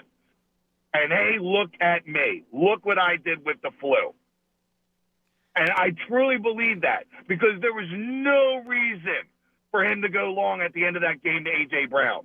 Why you would throw to Quez Watkins in the end zone, another bomb, is ridiculous because the guy can't play. He's not going to come up with that ball. And I was talking to your producer. Didn't he also throw a long bomb to the kid, the wide receiver out of St. Joe's Prep last night too? The running back to DeAndre Swift? No, not. Oh, Olamide Zaccheaus? Yeah. Didn't he throw a bomb to him? I don't remember. There was a play where he went wheel route to DeAndre Swift, and Swift actually had his man beat, but he overthrew him. He was trying to. He was. All we needed to do was get a field goal. He won. I really do believe this. I don't say Jalen's a bad guy, but I think his ego got involved last night, and he wanted to have like a Bryce Harper walk-off home run moment. Like, I really do believe that, because if he just would have played within what the game gave him, there were a lot of passes on. Yeah, there were, Don, and I appreciate the call. I mean, I don't know. I don't know Jalen Hurts like that. You know what I mean? We'll never know. I don't think hero ball has been brought up a lot recently with him. I mean, I saw it a lot on Twitter yesterday. I kind of threw out the Wentz thing a couple weeks ago. Not that I was comparing the two, but it's something that we started seeing with Wentz toward the end there. Only differences, or major differences, he has A.J. Brown and Devontae Smith and Dallas Goedert and DeAndre Swift and a lot of options.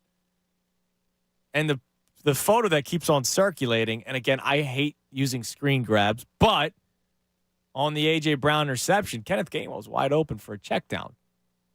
Now, in that real time, I can't say he should have done that. However, it's been a conversation for weeks now, and it goes back to the Dan Orlovsky clip that you talked about, Ray, earlier in the show that we played last week, and we had him on to talk about it. Hurts is forcing things when there are options right there, and it's not just as the play unfolds. It's also just reading the defense. You see that one of the plays that he pointed out last week after the loss of the Cowboys was that A.J. Brown was going deep and Stephon Gilmore was on him, but Gilmore was 10 yards off him. Devontae Smith, his cornerback, I forget if it was Deron Bland or not, was right on the line of scrimmage, and he beat his man right off the jump on a third down. Get the easy first down. Instead, he's taking a shot downfield. And so I don't know if it's ego-driven or more or less him thinking, man, we're not getting much going, so I need to take this shot. I don't know if it's ego. I don't know if it's lack of trust in himself. I don't know if it's lack of trust in the scheme and the game plan and the calls itself. And when I say lack of trust in himself, I go back to one of the issues that we pointed out a lot in year one, and people have been pointing out a lot recently and are blaming Brian Johnson for it, is the lack of passes over the middle of the field. But that was something he had an issue with his rookie season, or his first season as a starter, was making those throws over the middle of the field. He may not be comfortable with the throws over the middle of the field. So maybe that's why they don't call many plays over the middle of the field, except for the A.J. Brown slant route, which seems to work every time they do it. And I don't remember seeing it at all yesterday. But those shots downfield, to me, that's all on Jalen Hurts. And that's why I can't sit here today. I saw a lot of blame on Matt Patricia and blame on James Bradbury. Yeah, I get it. They deserve blame. The whole team lost that game yesterday. But number one for me is Jalen Hurts. Or number one for me is Nick Sirianni, because there's issues inside the locker room. And that starts with the head coach. That's something that needs to be fixed. And we found out it was his decision to move on from Sean Desai and go to Matt Patricia. I don't know what these reports are about guys like Sean Desai, but they didn't believe in his confidence or whatever. I don't know what reports are true. But what if there are Sean Desai guys and going, well, hold on a second, it's not his fault. And now all of a sudden you make a move like that, and I know guys still have to play, but if that's something that's not rocking in the clubhouse, rocking in the locker room, now what? You've already had issues. You had issues. You had fingers being pointed after your second loss all season. Oh, dead man walking. I'll say it again. I said it at the start of the show. This team is the perfect example of dead man walking. I don't see things turning around. They might win the next 3 weeks. But you, I, and a lot of those players already know what the deal is when it comes to playing some of the other formidable opponents in the NFL. What we saw the last 2 weeks. And if you have finger pointing after losses number 2 and 3, then all of a sudden we're talking about locker room issues and cultural issues. That's scary to me. And I don't see how that just all of a sudden gets solved because you beat Tommy DeVito next week. If you beat Tommy DeVito next week. 610-632-0975, the number to climb in. On a happy note, I'll be giving away a pair of Sixers tickets coming up next around noon. But before that, more of your calls, more reaction. I'll play that Jalen Hurts committed quote as well. I'll repeat, in case you missed it, something that Brandon Graham said that Jeff McLane wrote about. We'll be joined by Jeff McLane at 12:30. Can't wait to talk to him about it. But Brandon Graham talking about part of the reason why Sean Desai was demoted. I love you, BG, but man, that's nonsense. Talk about next right here, 97.5 The Fanatic. As the holiday season, is coming around, all your wishes, well, hopefully they come true. You know where they can come true, though? FanDuel, in partnership with Valley Forge. Right now, new customers get $150 in bonus bets with any winning $5 moneyline bet. That's $150 if your team wins. You've been thinking about joining FanDuel. There's no better time to get all the action. The app, super easy to use, wide range of betting options, including spreads, player props, over-unders, and more. And if you think the Eagles bounce back against the Giants, they're 10.5-point favorites, by the way, the Eagles. Now, that means they're probably a monster moneyline favorite. But if you're a new user, you bet the $5, and you want to have something to root for on Christmas Day other than just the Eagles itself, and you want to win some money, $5 bet turns to $150 if the Eagles were able to win. So visit FanDuel.com/Fanatic. That's FanDuel.com/Fanatic and kick off the NFL season. FanDuel, the official partner of the NFL. You got to be 21 plus and present in PA. First online real money wager only. $5 pregame money line wager required. $10 first deposit required. Bonus issued is non-eligible bonus bets that expire 7 days after receipt. See terms at sportsbook.fanduel.com. Gambling problem? Call 1-800-GAMBLER. Fanatic Sports Update. What a disgrace. I'm Ray Dunn. This update is sponsored by Spring Dance Hot Tubs. All 2023 models must go. Save big now at any of Spring Dance Hot Tubs for convenient locations or visit springdancehottubs.com. The Eagles blew it in the fourth quarter in Seattle last night on Monday Night Football. The Seahawks, led by Drew Lock, went 92 yards in 10 plays in the final 2 minutes of the game to take the lead 20-17. That would be the final score, thanks in part to a pair of Jalen Hurts interceptions late in that game. One kept the Seahawks in it, and one effectively ended the game with 6 seconds left. For the second consecutive week, Hurts didn't throw for 200 yards. The offense scored around 20 points for the third consecutive week. The Eagles are now 10-4. The hopes for the number one seed seemingly have been dashed, and they failed to capitalize in a week where the Cowboys lost. Jeff McLane will join the show coming up at 12:30 to talk all things Birds. 76ers, not much better last night.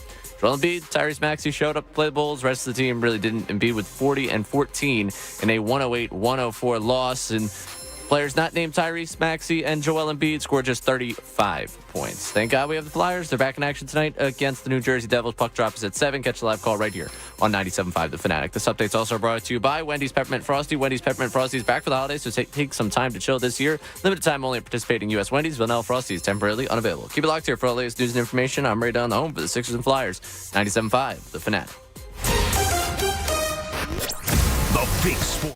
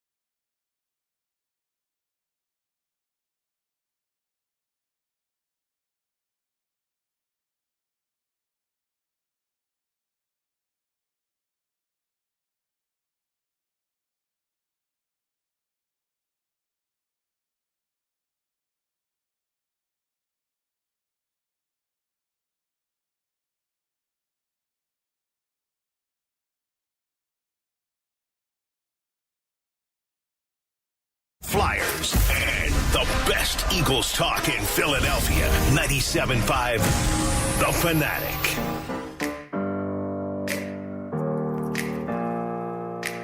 $11:52, 97.5 The Fanatic. I'm Andrew Salchunas.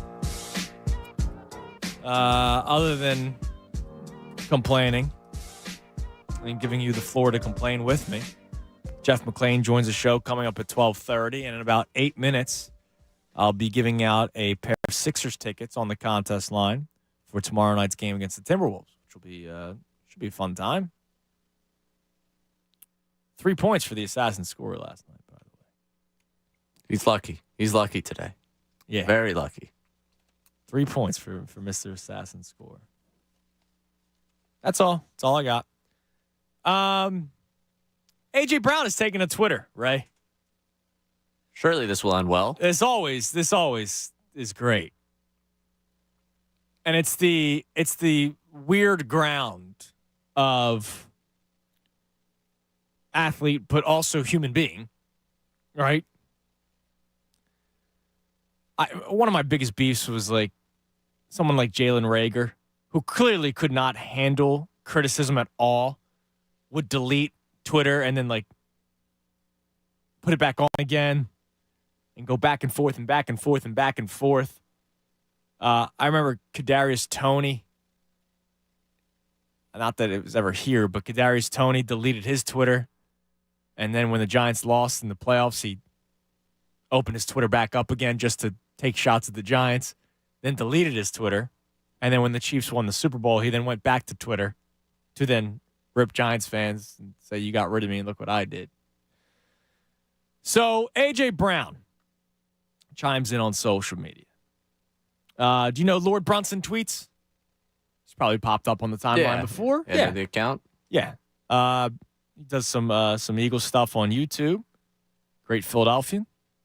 And he posted a clip of the play that we've talked about a little bit today, where Devontae Smith was wide open over the middle of the field. This was not the interception to A.J. Brown. There's a play where Devontae Smith is, I'm trying to count the yards. I'm going to guess 5 yards, the guy that was defending him, behind him. So even after the catch, he's not catching him. Jalen Hurts is looking right in that direction, but in that direction is also A.J. Brown, who is locked up one-on-one. And Jalen Hurts takes a shot downfield. So Lord Brunson tweets out the video and says, this one hurts because Smitty was going to get at least 40 yards on this play with A.J. as a lead blocker. He then followed up and said, this bleep burns me up because this is that buddy ball bleep. It's okay for A.J. to be a decoy on this play. Taking the easy completion clearly isn't pounded into the philosophy of this offense, which that second part I don't disagree with.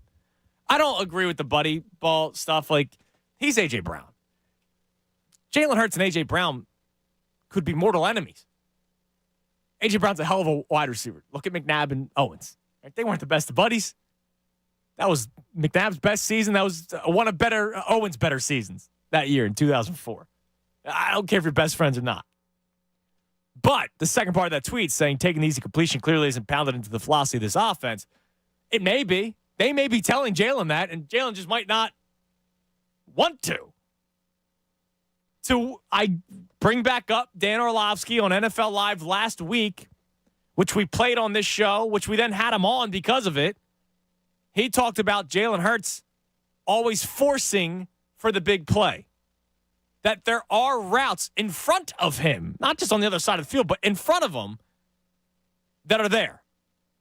I remember a couple weeks ago, Jalen Hurts got ripped for missing guys open downfield on the other side of the field when he was already rolling to his right. Like that to me is unfair to be critical of that. But when there's a guy in front of him, anyways. So A.J. Brown responded to the tweet. And the first sentence. Oh, Ray. The first sentence. Y'all fans swear y'all know everything. Here we go. It's a battle with the fans. 3 straight L's. It's the fans' fault. He continues. It's a shot play to me. I'm the first read. He just missed the throw, of course. He just missed the throw. Of course, we could have threw it to 6 because it didn't work out. But when this bleep works, everyone is happy. That's true. Quit all that buddy ball bleep. I am decoys on many plays. And all that he's forcing the ball bleep too. I'm in his head bull bleep. When I make plays, everyone's happy. But when it's incomplete, it's I'm making him throw me the ball. I get blamed for more bleep than anything. Tired of y'all playing with my character. Which is like, I don't agree with the buddy ball stuff. Like, I don't think Jalen Hurts is throwing to A.J. Brown because A.J. Brown demands the football or because A.J. Brown earlier this year looked upset on the sideline. I don't think that's the case. But somebody responded to the tweet. So basically what you're saying is Hurts is a one-read quarterback. Now, I don't know if that's what A.J. Brown is saying or not, but it points out to something that Hurts has been criticized of in the past, especially coming out of college, which I thought he worked on last year to the point where he was the second best player in the NFL. But it's now getting to the point where A.J. Brown is taking to social media to combat with Eagles fans. We are in a very, very, very stressful time right now. Fingers are being pointed. Anonymous sources. The defensive coordinator changes. And now A.J. Brown's on social media. Earlier this year, Kenneth Gainwell was on social media at halftime. Now that guy DMing him, like, stop. But Kenny G in the middle of games on social media. What's going on with this locker room? What's going on with the commitment? Here's Jalen Hurts talking about, or maybe slipping up, about some players maybe not being committed. Take a listen. I've been talking about execution all year. Been on the same page. Everyone been on the same page, and we didn't execute. I don't think we're all committed enough. Just got to turn it around. It's a challenge that we have to embrace. Just continue to see it through. What do you mean by that, about being committed enough? Commitment. I don't know that I had a dictionary on me now. I don't know how else to say that. I guess, how are you seeing that present itself? Just, it's a matter of being on the same page. It takes everyone being all in all aspects, and, it starts with me. There's multiple opportunities out there. In the end, there's not another way you'd rather have it, the trust that we have in one another, how much we communicate as players, and, taking advantage of those moments when you have them to open the game open, whether it's in the final minutes or, early on when we false start, short yardage situation. I mean, you just have to be better. I have to be better, minimizing the mistakes, the penalties, the mental errors, just playing team football, and it starts with me leading that. We've lost games, because I could be better. That'll change everything, and I accept that. So, he puts a lot of it on himself, as the franchise quarterback should, especially in a game in which you made two colossal poor decisions with those interceptions. But at the same time, he brought up that commitment thing, and he was asked again about it later, and, he brought up the word commitment again. And internal changes, practice changes need to happen. So clearly he's voicing frustration while still sounding robotic. It's just another day, man, where there seems to be issues with the Eagles. And they're 10-4. Let's go to Bob in Conshohocken. Oh, wait, hold on a second. Real quick. In honor of Tobias Harris, let's go caller number 3 to the contest line, 215-263-0975.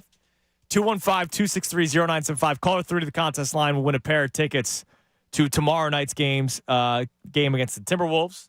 Purchase tickets for any 76ers game at Ticketmaster.com/76ers. Caller number 3, I say in honor of Tobias Harris because of his 3 points last night. Let's go to Bob in Conshohocken. Bob, you're on the Fanatic. Andrew, what's going on, man? Yeah, another wonderful day talking Eagles football. Third straight week I get to talk about a loss, Bob. I was going to say, going on about a month of having to do this. So, yeah.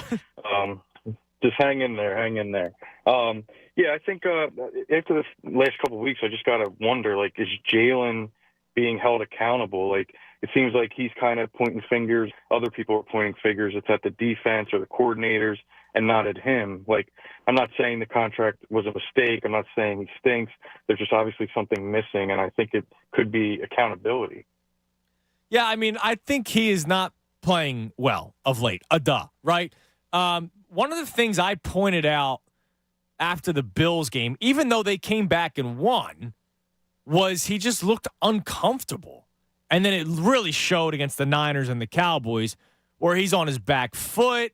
He's not taking the checkdowns when it's there. In a game in which he beat Josh Allen, one of the things I still took note of was Josh Allen's making his life easier. Dak Prescott made his life easier. If something wasn't there, he didn't force it. And yet Hurts seems to be doing that. And it doesn't. And even though I respect Dan Orlovsky, it doesn't take Dan Orlovsky to tell me that for me to see that. It doesn't take me to say it for you to see. You're seeing it yourself. Yeah, like watching him, it's like pulling teeth. Like sometimes watching this offense, like they go down that first drive, score a touchdown, and then there's a 3 and out, and it's like, whoa, like what's going on here? And then we end the game with 17 points when we got 7 points in the first 4 minutes of the game. It's like we haven't scored 20 or more points in 3 straight weeks. Like the Niners, I get it. Like they were really good. They came in, handled their business. And it was a tough spot. They were 10 days rest. You were on a short week, 92 snaps defensively. Like I can see that Niners loss happening. But the last 2 weeks, it's inexcusable. Yeah, like you can see the flaws that Dallas has on defense, and the Seahawks took advantage of it. They lost the game, but they put up 30-something. The Bills smoked them last week, and it's just the offense is the problem, and I think it starts with Jalen because, like you said, he just does not look right. Like he just doesn't look comfortable at all. He's not taking the checkdowns that he would last year. Look at Purdy. He's taking the checkdowns, and then that opens up those deep passes. And now he's in the MVP conversation, just like Hurts was last year. He's just missing something. He's not taking what's given to him. Yeah, and that's been one of the bigger problems, and that's why, Bob, I appreciate the call. You saw 2 interceptions down the stretch yesterday. There's no way they should have lost that game. None. Look, I know that the defense is under fire and James Bradbury's under fire today because he looks cooked out there. I understand. Man, the Eagles had the lead or were tied for the entirety of the game until the final 30 seconds. Because Hurts gave them 2 opportunities with 2 terrible or an opportunity with a terrible interception. And then he throws the awful pick at the end, where you still had an opportunity to tie it. As bleak as it may have been, you still had every opportunity to go down the field and tie it, and you didn't. Now, if I were to not blame Jalen Hurts for a second, they are so reliant sometimes on this tush-push thing. And this is what I'm getting at. Second quarter, you're up 7-0. They have a great drive. 17 plays, they go 68 yards down the field, Ray.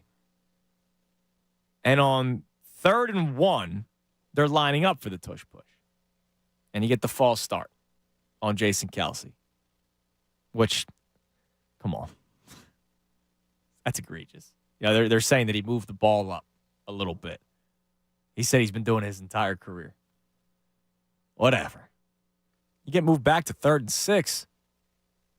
And your play call is a run to the left with DeAndre Swift. You know why they do that? Not because they thought they were going to score a touchdown. Oh, man, if he just gets 4 yards, it's 4th and 2. And we'll push our tushes for a first down. And if it wasn't a run with DeAndre Swift, what's the other play call, Ray? QB draw. QB draw. It's the same thing. Every single time. Every single time, same thing. You have all these weapons, and this is what you do. And so then you get a field goal, and you're up 10-0. And this goes back to the last couple weeks of you're in opposing territory, and you're not finishing the job. And so Nick Sirianni, after the loss of the Cowboys, the Tuesday press conference, was talking about how important this week of practice was going to be, focusing on 3rd down stops and red zone stops. Well, what's this week's importance? Back to what it was earlier this year, actually scoring touchdowns in the red zone? Man, whether it's the Seahawks or the 49ers, you can't win games by just kicking field goals every single week. You got to get 6. And they just don't capitalize when they get downfield. Let's go to Peter and Malvern. Peter, you're on the Fanatic. Hey, man, what's happening? How you doing, Pete? All right, I want to bring a little bit of objectivity to the conversation. All right. All right, I know Philly fans are passionate, right? And they're loyal, and they're one of the greatest fan bases, if not the greatest fan base in the world. Mm-hmm. All right. I grew up kind of all over the place. I lived in the East Coast. I lived in the West Coast. But I married a Philly girl, all right? Okay. So I got like adopted into the family, all right? It was in the prenup. I had to start rooting for all the Philly teams, right? Okay. So I'm going back in time a little bit, and I'm thinking about 2016, 2017, all right? The team is on the upswing. Carson Wentz looks unstoppable. He's having an MVP season. Everybody loves the guy. He's like their favorite player ever.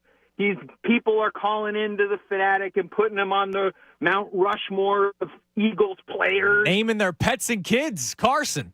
Yeah, right. You know how many pet dogs are around there like Carson, right? Mm-hmm. There's still a lot of Carson dogs out there. And then, 2018 comes around, and, we all know how 17 ended, right, with the knee and all that stuff, and it was glorious with Foles.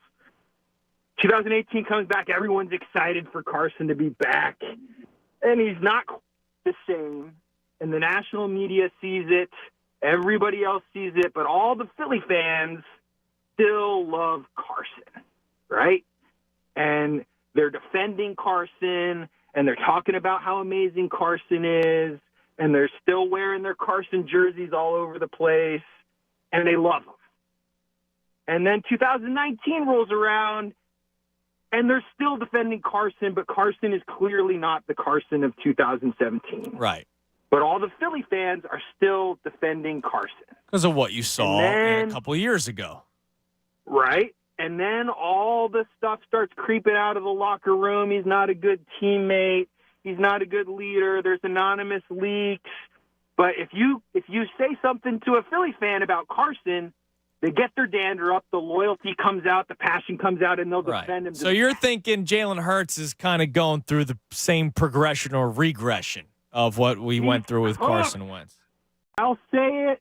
You will all not like to hear it, but he's done. No, he's not. It's the same thing. He's not done, Peter. I got to run. He's not done. He's not. At least I don't think. But no, he's not done. Now, here's the deal. Here's one of the big difference. And, Peter, I didn't hang up on you because I disagree with you and we're up against it. There hasn't been a leak on Jalen Hurts yet. Right? Like,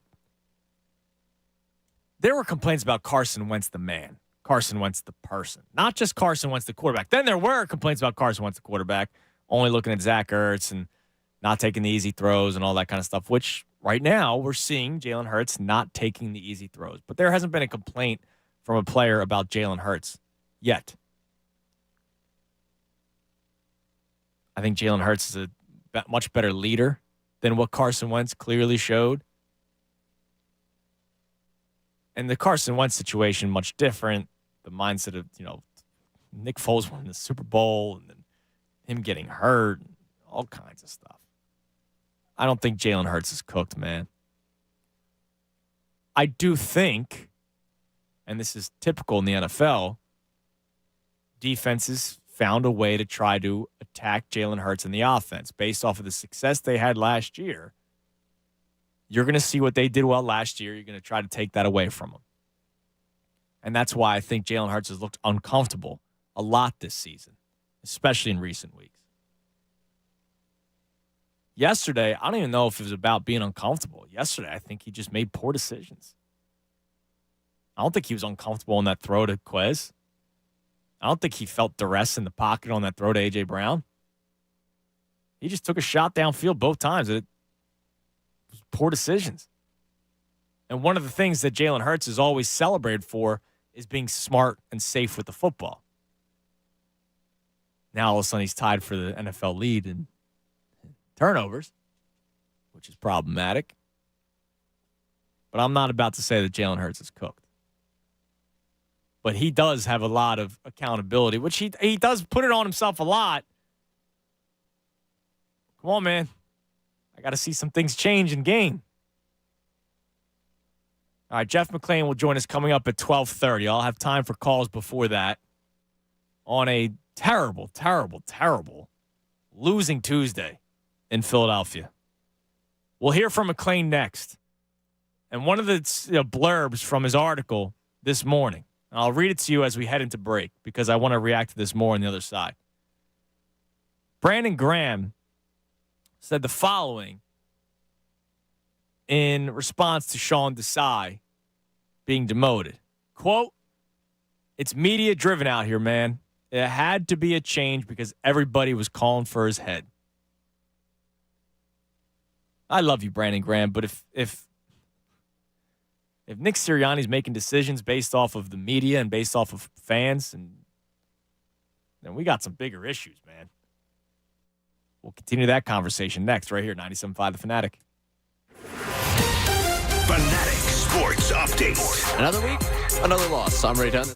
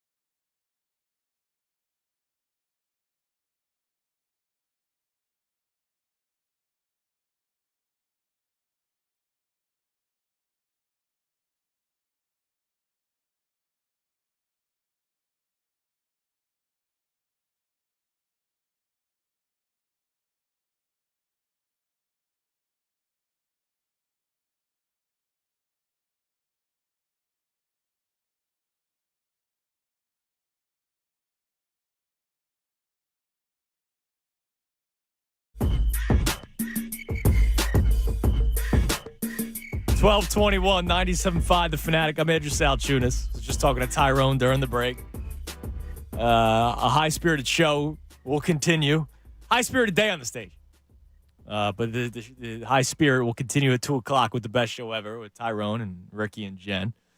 Our 12 o'clock hour brought to us by Service First Heating and Air Conditioning. Get 0% financing for 72 months and a $500 rebate when you purchase a complete heating and cooling system from Service First. Learn more at ServiceFirstHVAC.com. We'll be joined by Jeff McLane of the Inquirer, Inquirer.com, coming up in about 8 minutes. He'll join us at 12:30. And my first question for him will be, do you have any answers? Because I don't know if there are. So I would just like to know if there are any answers. Because the game plans are bad offensively. The play calling isn't necessarily great offensively. The quarterback play was not good at all last night, especially in the second half. The defense, you're in trouble with James Bradbury. If Drew Lock can go, all right, well, don't worry. I'll drive us downfield. I'm just going to attack that dude. Man, this is why I said at the start of the show, dead man walking. And it's not just about talent or lack thereof. It's also about all the issues that are now coming out of the locker room with anonymous sources and Jalen Hurts saying guys aren't committed. Like, what the hell is going on here? I blinked. They were 10-1, and I blinked. They're now 10-4 and spiraling quickly. Let's go to Dominic in Pine Hill. Dominic, you're on the Fanatic. Hey, how you doing? What's up, Dom? Hey, I just wanted to talk about Sirianni and Brian Johnson real quick. I'm not going to sit here and beat a dead horse. We know what Brian Johnson is. I don't think he's a great offensive coordinator. I didn't like the hire. It wasn't a hire, it was a promotion, but I didn't like it in the start of the season. I don't like it now. My only thing is to that point, and I'll let you go. It's just nobody knew, right? Like I don't think nobody knew that Shane Steichen was going to be good. You know what I mean? Like we don't know these things. And I said this when the hire first happened. I brought this up a couple weeks ago. There are three things that I was really looking forward to seeing in preseason, even though I know preseason football doesn't matter. A, I wanted to see if Cam Jerkins could play right guard, which he didn't end up playing. B, I wanted to see if the middle of the field would be okay, especially with Nakobe Dean. And C, all right, yeah, we're excited for Brian Johnson to get this promotion, but I don't know what he knows, if he knows what to call on 2nd and 6, down 3 with 4 minutes left. Like nobody knows these things, and we're finding out quickly that he may not really know those answers. Yeah, like there were some positives to the game. I think the defense played pretty good until the last drive where Drew Lock just picked us apart. Mm-hmm. But I don't know what's going on with this offense. The locker room issues do not look good. I don't want my franchise quarterback saying that half the team's not committed. I don't know who he's directing that to, but just that doesn't look good when you're 10-4 competing for a Super Bowl. Yeah, and there was the video of them practicing the fumble drill. And somebody pointed out that he was like shaking his head when he stood up, like it almost looked like he was annoyed by it. And it's like, all right, like, and he said internal, we can't practice the same way because we're getting the same results. So he's talking about practicing too. Yeah, it's not a good look, but it's the holiday season. I think we should still be happy. We have a great sports city right now. We have a 10-4 football team, and let's show them that we still owe them at the link. Let's almost give them a Trey Turner ovation when that offense comes on. No. I appreciate the call. No more ovations. No more ovations. I didn't like it with Trey Turner. I didn't. It worked in the regular season. That's great. I didn't like it. I know booing doesn't really work either. You know what? It has nothing to do with us. Let's call it like it is. We have nothing to do with it. A.J. Brown complaining about people on social media. Yo, dude, has nothing to do with us. What was it? Earlier this year, there was I forget who it was. Somebody on the Giants was complaining about fans booing. And then they went into the locker room at halftime and basically said, bleep them. We got this. Like, this is about us. And we kind of talked about it. He wasn't wrong in saying it. Like, we have nothing to do with it. So giving Jalen Hurts a standing ovation, of course you're going to give him a standing ovation. Of course you're going to celebrate when they get on the field. And you're going to say, all right, let's turn things around. But we really have nothing to do with it, in my opinion. Whether you like to hear that or not. Let's go to Derek in Vegas. Derek, you're on the Fanatic. What's going on, fellas? What's going on? How you doing, man? I'm listening to that last part. I do not like that Sam I am. I do not like green eggs and ham. Like, no, we're not going to give no standing ovation to anybody. No, I mean, like, look, I know home field advantage is real in terms of, like, noise, but, like, I don't think if some dude is flipping off Jalen Hurts when he walks out of the tunnel, it's going to motivate him more. I don't know if somebody giving Jalen Hurts a standing ovation is going to motivate him more. You know what I mean? Like, the players play. The coaches coach. Like, and that was my point. Like, I was calling it was about Jalen Hurts. Like, I honestly, like, this whole season has been on him. Like, the amount of turnovers that he's produced this season, like, that's the direct result of why our defense is leading the league in stats play. That's the direct result why we can't get off the field because Jalen Hurts can't stop putting them on the field. Like, even when we, like honestly, I'm watching these games these last few weeks, and I'm calling it, like after the first touchdown, like, after the initial score, like, watch this next drive in right here. Watch this next drive in. Like, they're going to stall out doing the same thing. Like, every time they have positive momentum, they go, like, it's like I don't know if it's the coach, I don't know if it's Jalen, but they immediately get immediately get anemic to the success. Like, oh no, we don't want to have success. You need to slow down. And then, like, every 3rd and 6, it's the same result. Like, why can we not turn over 3rd and 6 and 3rd and 7, but we're giving them up 3rd and 12 at a lethal clip. Like, and yesterday, Derek, so to your point, they scored the touchdown on the opening drive. Defense forces a punt, believe it or not, on the Seahawks' first drive. Then the Eagles come out 5 plays, they punt. And on 3rd and 10 after the false start, he's going short to the middle of the field of Dallas Goedert, and not short where he can make a catch and run. No, it was a curl route. And, like, he was doing wild world throws. Like, the first drive, we got a couple of lucky breaks where the guy's caught it and the defender just happened to be blocked. And then the guys wiggled away and got a couple of yards. Like, it was looking bad. Like, all day yesterday, I was saying, like, this it looks like nothing has changed. Like, honestly, if we were playing a better team, we would have got blown out and smoked the game yesterday. Like, this is really it's crumbling, it's spiraling downwards quickly, and honestly, I see the team losing out the rest of the way. Like, that's how bad we're playing. I mean, Derek, if that happened, look, you're in Vegas right now. You'd be a rich man if you got that right. I appreciate the call. If you want to parlay the 3 straight losses for the Eagles, you'd be a rich man. I can't see that happening. But even if they do win out, is that really going to make us feel all that much better? Of course not. Because these last 3 weeks are going to be ingrained in our minds, ingrained in our memories going to the playoffs, especially when eventually you're going to have to play probably the Cowboys or the 49ers. Let's head to the Comcast Business Hotline. Talk to a man who does a tremendous job covering the Eagles for the Inquirer, Inquirer.com. He, of course, is Jeff McLane. Jeff, I got to ask you right off the bat, do you have any answers for me? There's just any answers, because I don't know what the hell's going on with this team. Well, yeah, I mean, that was a tough loss to a team that, had some injuries. They were. Excuse me, my alarm just went off. Okay. So are the Eagles' alarms. They're going off too. Yeah, I'm still here in Seattle, as you can imagine. Yeah, I mean, look, again, Geno Smith was they're missing 2 defensive backs. I mean, this is an opportunity for the Eagles to win one against a team that had lost 4 in a row. And now they're the team that's on a slide. They've lost 3 in a row.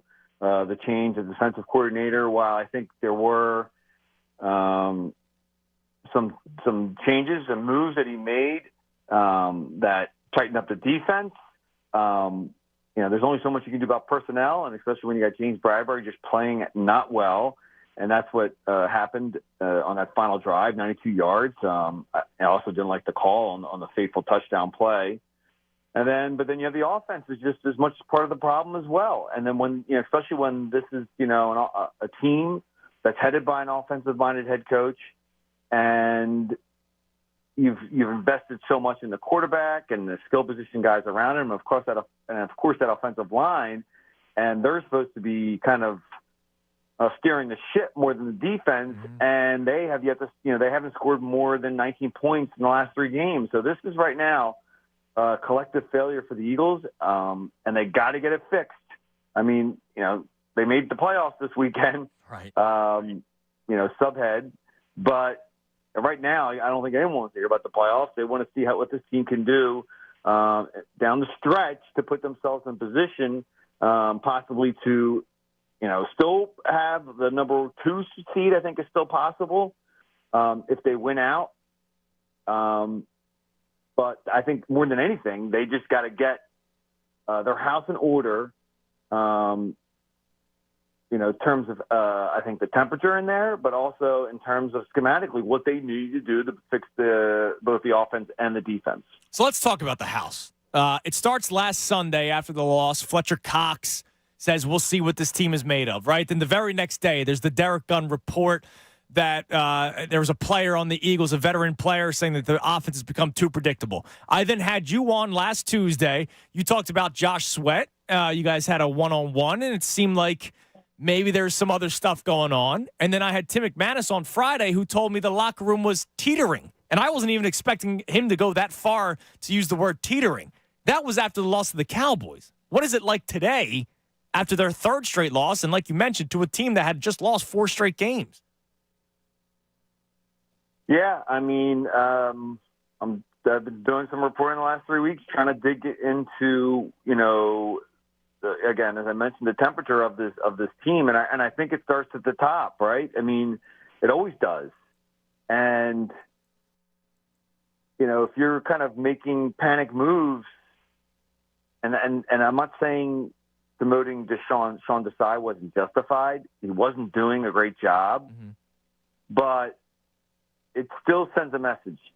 And it may send a message that okay, everyone's got to be doing their jobs, otherwise they're going to get axed, or at least not this. In this case, axed, just moved to cast aside into the equipment room closet,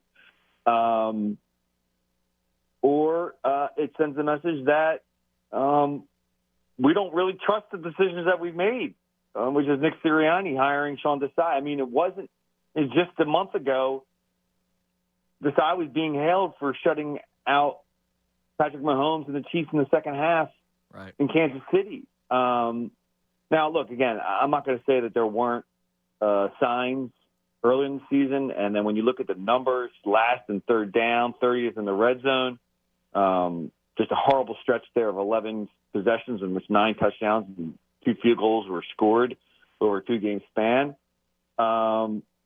But my sense, and I got to do a little more digging on this, is that guys aren't playing loose.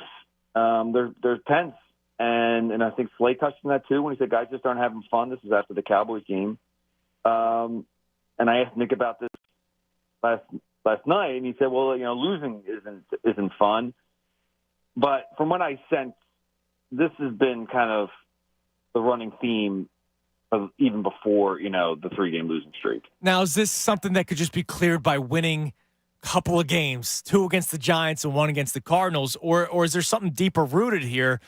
Jalen Hurts, I would love to know your thoughts on his comments yesterday in his press conference where he talked about guys not necessarily being committed or needing to be more committed. Like, what is that about?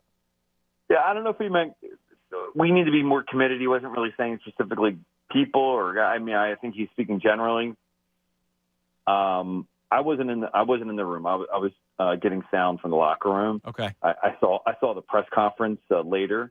So I can't say exactly. And he was asked what he meant by committed, and he kind of gave an answer that really didn't clarify. Yeah, he used the dictionary thing, but then he goes back to it again. He talked about internal changes. He talked about little things at practice, not practicing the same way because we're getting the same results. Like, to me, and Jeff, I only say this because Jalen Hurts seems to be a guy that speaks for 8 minutes and doesn't say anything. But it seemed like he actually said something yesterday. Yeah, look, and right, he was accountable for his mistakes. And, he was. I don't know, I think he's being sincere. Maybe it comes off as kind of Pollyanna-esque when he says it, but I generally think he understands when he's made mistakes. I don't think he's necessarily pointing the finger here, but they've tried to make some changes, offensively. Jalen just isn't playing well. I mean, I think at some point he's got to shoulder some of the blame here.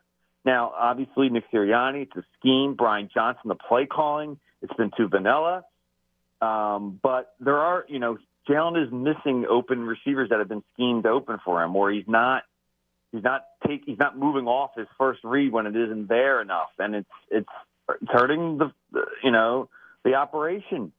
And a lot of that has to do with the way the defenses are catching up and seeing those tendencies, and that's been an issue all season. He's had some good stretches, but right now I think he's in the clouds, and the fact that the defense isn't performing well consistently, that's put an additional stress on the offense. And I guess he's right. Something has to change. We're speaking to Jeff McLane on the Comcast Business Hotline. Jeff, going back to the change to Matt Patricia, we keep on talking about temperature of the clubhouse, temperature of the locker room.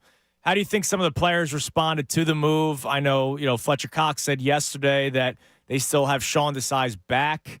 Was this something that is welcomed, or is this something that they just have to deal with? Well, I think, Fletcher said, the players didn't make this move. It was made from above them. But I do understand that there were players who just weren't happy with the way they were being employed. I used a quote in my story when Desai was demoted that, the players, think Sean's smart. They like him. But they felt that he just didn't carry himself with enough confidence, and that was something they felt, and I think they affected how the defense was being called. And then you talked to several players last night, and they talked that Patricia will bring more aggressiveness to the defense, more energy, and it's hard to hear those comments and not see them as a slight on Sean. Brandon Graham oddly said to me, I had him alone for a period, and said something about how this is, Deshaun's motion was media driven. I'm not sure what he meant by that. I followed up and asked him, and he said that, with people calling for his head and the outside criticism, that it influenced the decision that was made. I have to ask Nick personally to see if that's something that's affecting, having him make his decision. I don't believe that to be the case. I mean, that would be a problem if it were. It would be a total problem. So I don't mind. I mean, I tried to get but it tells me that, even one of the leaders in the locker room is allowing the outside noise and criticism to seep through. And look, I get it. Playing in Philadelphia is difficult. But that being said, there was a reason why there was criticism, or it was pointed out that, the 10-1 team wasn't playing like a 10-1 team. We have seen since then that those criticisms and those concerns have been justified. They absolutely have been. Jeff, listen, man, I appreciate your time as always. I know you got to be working on Christmas Day, but enjoy the holidays as much as you can, and we'll talk to you again next week about hopefully a victory for the Eagles and maybe the turn of the season, even though it's kind of bleak right now. Yeah, I mean, they still have some time here to turn it around, and they're still in the playoffs. Remember that. I mean, they're still in the playoffs, Jeff. 'Tis the season. All right. I talk to you soon. Thanks, Andy. There he is, Jeff McLane on the Inquirer, Inquirer.com. Always love the time that Jeff gives us. Not good. Not good. Yeah, he brought up the Brandon Graham thing. I was going to ask him about it, but he talked about it himself. I mean, Brandon Graham saying to Jeff McLane that it was media-driven why Sean Desai was taken off the sideline. And that's why Matt Patricia started calling plays yesterday. If Nick Sirianni is really being, directed by what's being said outside, that's a major freaking problem. You can't allow that. Whether we're right or wrong, you can't allow fans and media to sway your judgment and sway your opinion. Weird times right now. All right, the rest of the show is yours. No more guests the rest of the show. No more contests. No more anything else.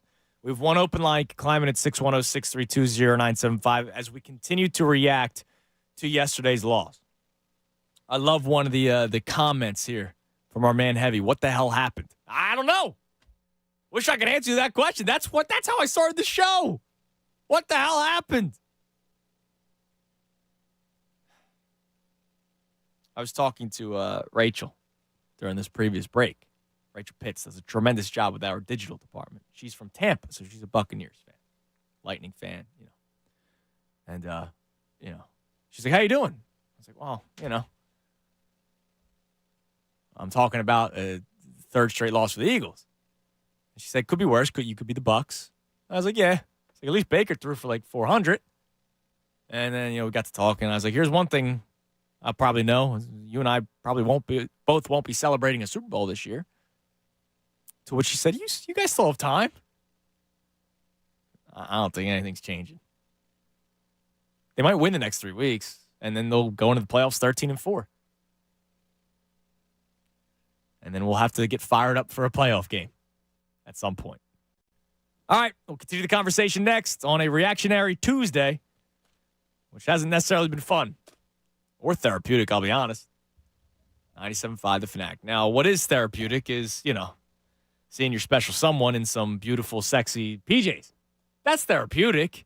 Ready to score a touchdown with the best Christmas gift for your special someone, then trust me, go to Pajamagram. Pajamagram's famous naturally nude pajamas will make you a holiday hero. So good that they sell out every single year. All right, there is a reputation with these. A, they're beautiful. Like, for us guys just talking, they're nice. But also, they're very comfortable for the woman in your life.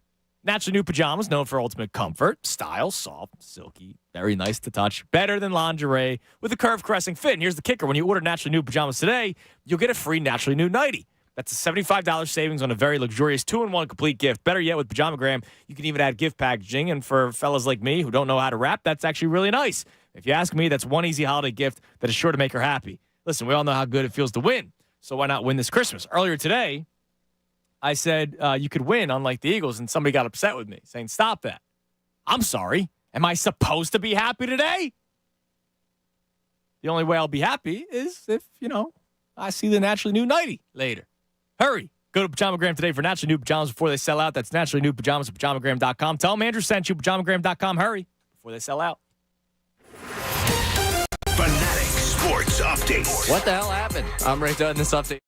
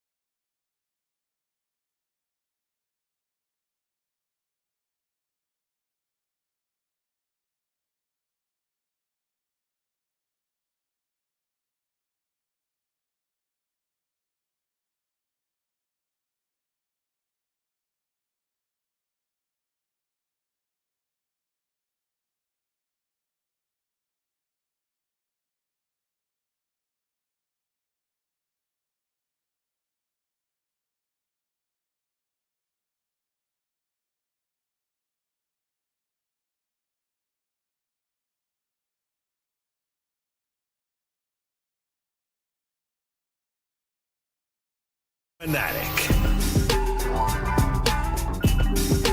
12:51, 97.5, The Fanatic. I'm Andrew Salchunas on a miserable Tuesday. You know, I just started thinking about this during the break, Ray.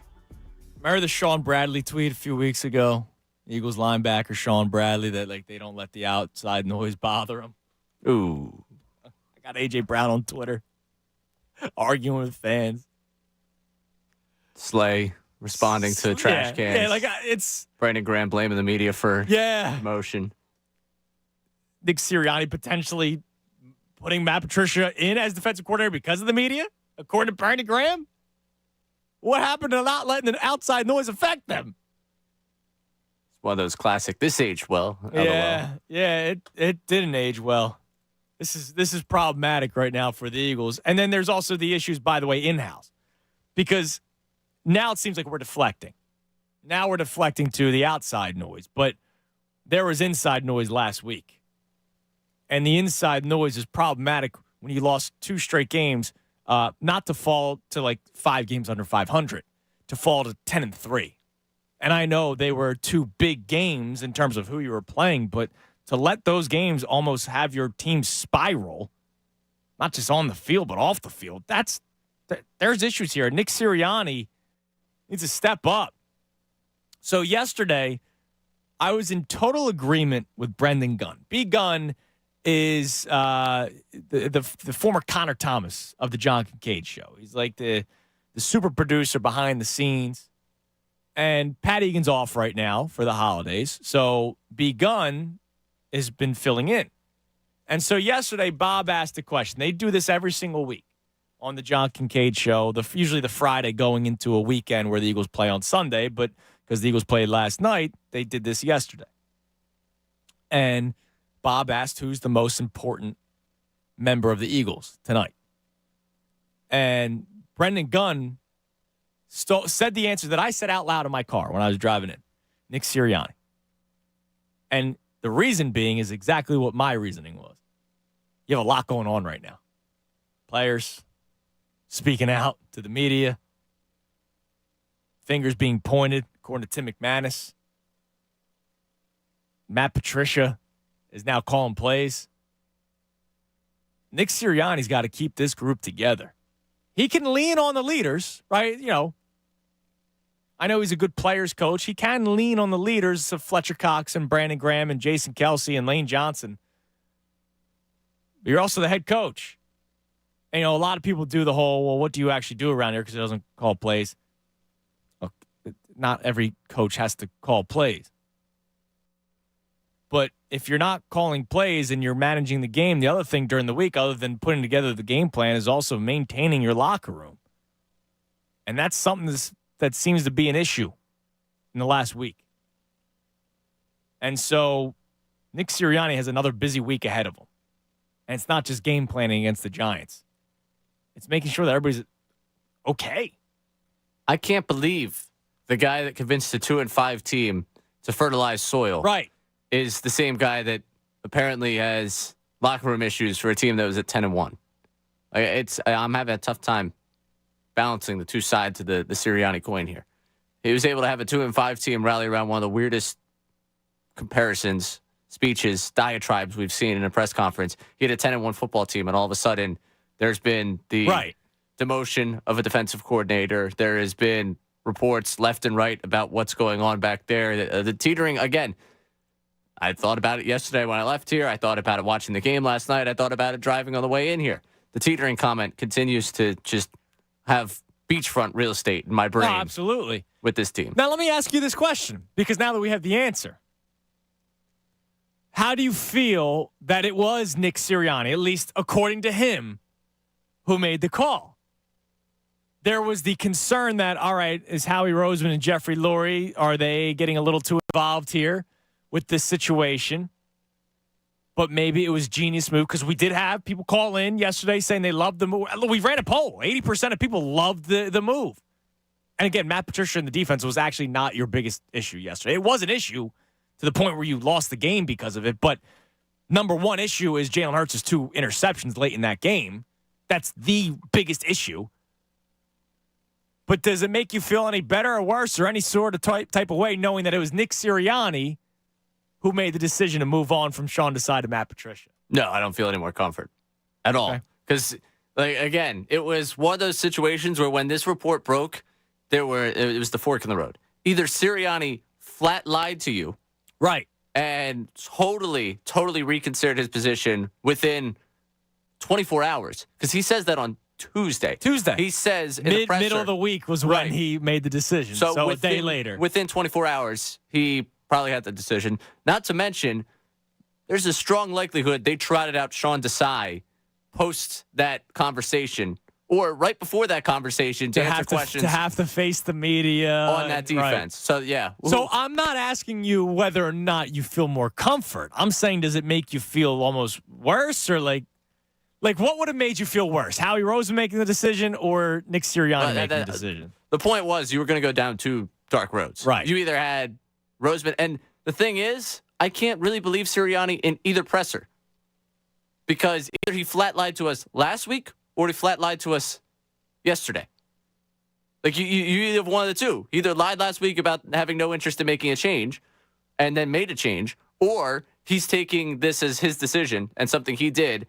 And that means that because it was his decision, he lied a week ago. If it wasn't his decision and he said last night it's his decision, then he lied last night.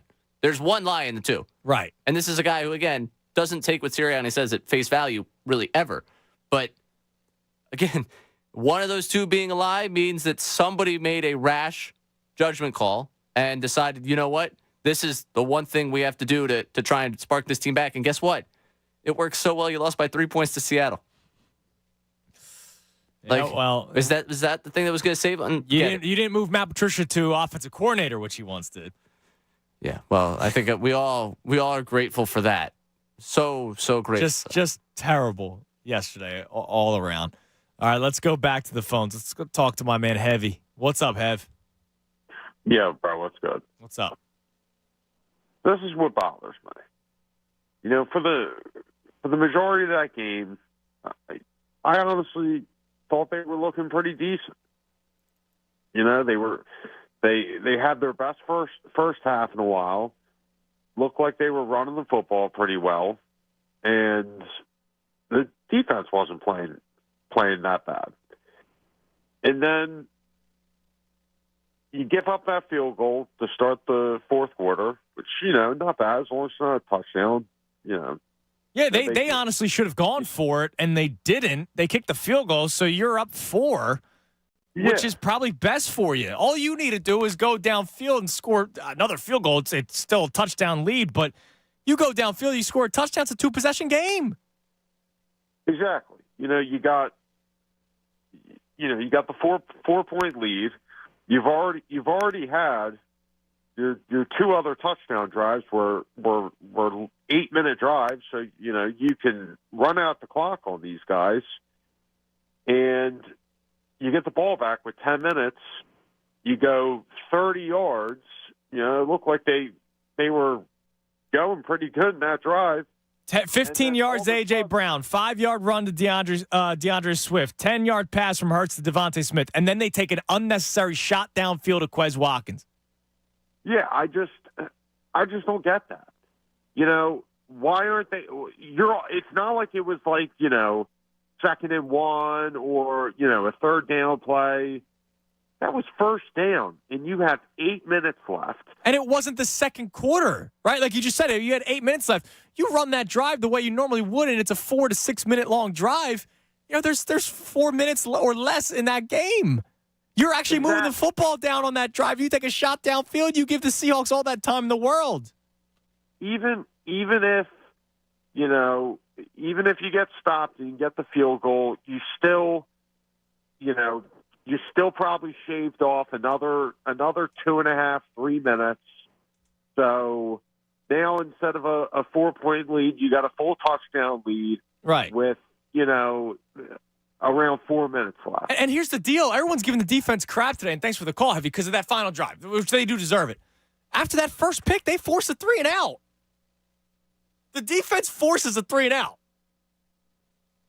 And I know that it's inexcusable, a 90-yard, 10-play drive. I understand that. I'm not making any excuses.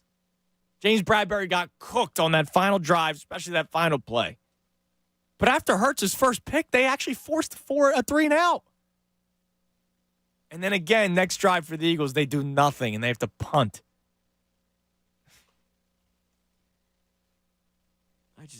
Sometimes I just don't get it. There's so many things that are just so confusing to me.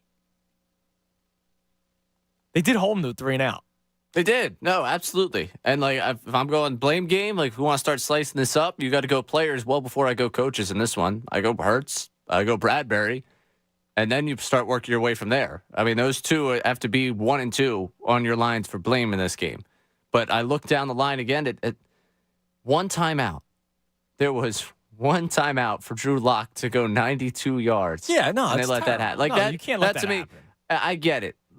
Were there some things that adjustment-wise, it looked better defensively? Sure.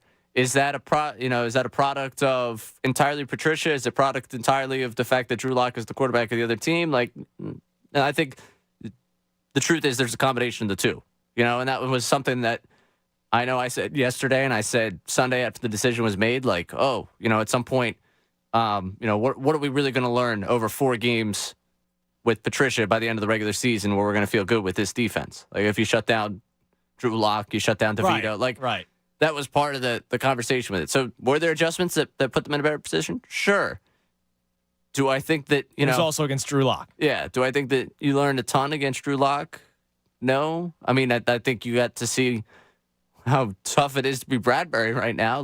That was pathetic. I think it was cool to see Ricks on the outside, which, he was getting burnt inside, and that's outside is his natural position. So I guess that's something to pull from this game. You feel like you're grabbing at straws here to try and find anything good from a 20-17 loss to the Seahawks. That's your third straight loss, and now is I'm not trying to say that I'm all of a sudden confident with the defense. I'm not. No, I'm just making the case that I go back to what a lot of people were complaining about on social media yesterday after the loss, and one of the things that nobody was complaining about was Jalen Hurts, it seemed like. I don't understand why he seems to get by with a lot of fans, not all fans, and I think there's a lot of fans that are over the top, right? We had a guy earlier today that said he's cooked, that he's Carson Wentz of 2019. We just haven't realized it yet. That's, to me, too far. That, to me, is too far. And then I got a tweet about it in response to that call from MGM. He said that caller was spot on. He's absolutely cooked, and Philly fans just can't see it as usual. But you will in 2 to 3 years, and he'll be run out of town. I don't think that's going to end up happening with Jalen Hurts. Or maybe I just hope that doesn't happen, but I don't think it does.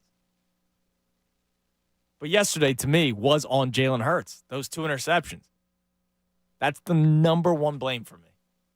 And yet people kind of let him get by, which I find strange. Let's go to Chris in Orlando. Chris, you're on the Fanatic. Hey. What's up, Chris? Jalen has no excuse for his play. He is definitely not playing up to the level that he, is expected to play at, and the contract that we gave him, really, reflects.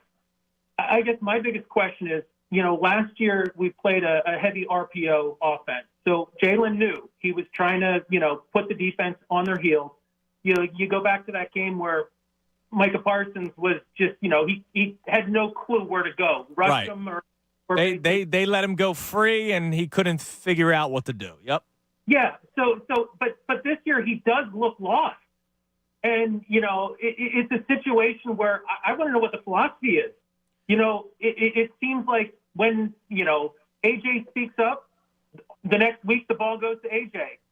Someone says something that Goddard didn't get the ball. The next week the ball goes to Goddard all the time. It's almost like they're forcing it, based off of what the media is saying and what the fans are saying.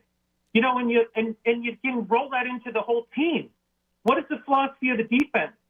In years past, you had Jim Johnson, or you had these defensive coordinators that it was all about putting pressure. It was all about. Now we're just sitting back and. You also had Brian Dawkins and Jeremiah Trotter, and then you had legit corners and Troy Vincent and Sheldon Brown. You don't have that. I don't know if you can have identity with this defense. What the defensive identity is supposed to be, Chris, is your pass rush is supposed to get home. You're obviously going to pay more money on your corners and Darius Slay, James Bradbury. Unfortunately, Slay was out yesterday, and unfortunately, Bradbury seems to be in a lot of trouble with his career right now. But the identity is supposed to live and die with the pass rush, which is what the 2017 Eagles were. Right, like your corners was Jalen Mills and Ronald Darby. It's not, you know what I mean? Like it's not like that was good. But then you had a legit, Swiss Army knife in Malcolm Jenkins. You just don't have that this year. No, but it's true. But at the same time, you look at it and we're not even getting close to the quarterbacks. And right, and that's the problem. Where put some pressure on them, make them get rid of the ball quicker. When we did get the rare occasion, we did get some pressure on him yesterday. Locke did throw the ball quicker, and it was incomplete most of the time. But when we're sitting back and just letting them, let the receivers run wild, it's hard to cover. And I'm not giving excuses for the secondary. It's the personnel is a big question there. Right. But at the same time, it's the similar personnel that we had last year. Yeah, but here's the deal, Chris, and thanks for the call. Earlier this year, teams were getting the ball out quicker. Teams like the Commanders, and then we complained about the Commanders scoring 31 points. That was what they did against the Eagles, was get the ball out quick. What I'm trying to say is you just don't have the talent. Like, I love how we bring up Jim Johnson, but, man, look at the names on that defense.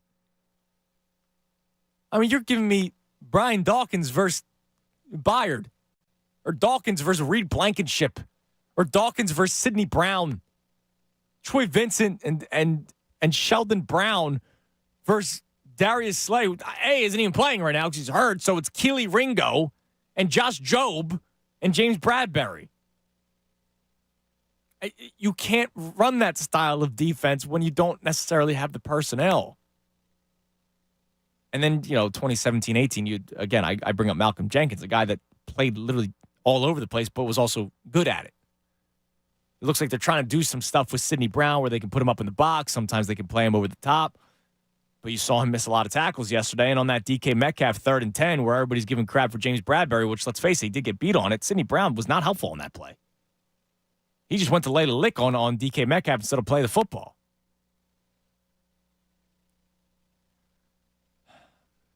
And then offensively, look, I've talked about this a couple of times now.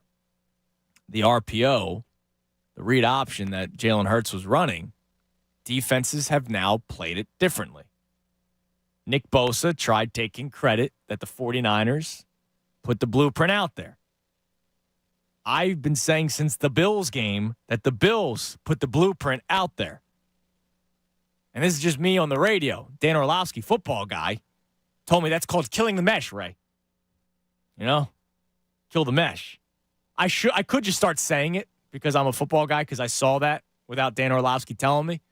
But, I don't want to sound fake. I'm not going to start throwing out kill the mesh like as if I. No, I think you should. Should I start and adding now at the end of my sentence? Random times, though. Oh, okay. Not like in the context of the play. Like you're just watching a game with people and you should just start screaming that out. Yeah, look, they killed the mesh again. Love it. And then they'll be like, what? Don't worry about it. It's technical. They got to kill the mesh here. Big play coming up. Kill the mesh. But all jokes aside, that's what they're doing. They're just going right after Hurts on these plays. And so they're thinking, all right, hand the ball off and try to beat us that way. We're not going to let your best player, which is Jalen Hurts still, and then also A.J. Brown, Devonta Smith, Dallas Goedert, we're not going to let your best player then throw it to those other incredible talents. So we're going to make Jalen Hurts uncomfortable. We're going to make him roll right, which is something he always does, and we're also going to bracket people over there and defend it that way. And so I don't know if the Eagles have an answer against it. It looked like they did yesterday at times, and then just stopped. Again, we got one segment left on this Football Tuesday. We didn't do the power rankings today, Ray. They would have been brought to you by Harris Philadelphia. It's a $500,000 football pick'em. If you get your picks in from 10 a.m. Wednesday to 8 p.m. Thursday at the promotional kiosk, you can begin winning. So I want you to let you know. Again, Harris Philadelphia, $500,000 football pick'em. We'll do them tomorrow. You will do them tomorrow. And I'll tell you right now, the Eagles dropped. No. Yeah, believe it or not.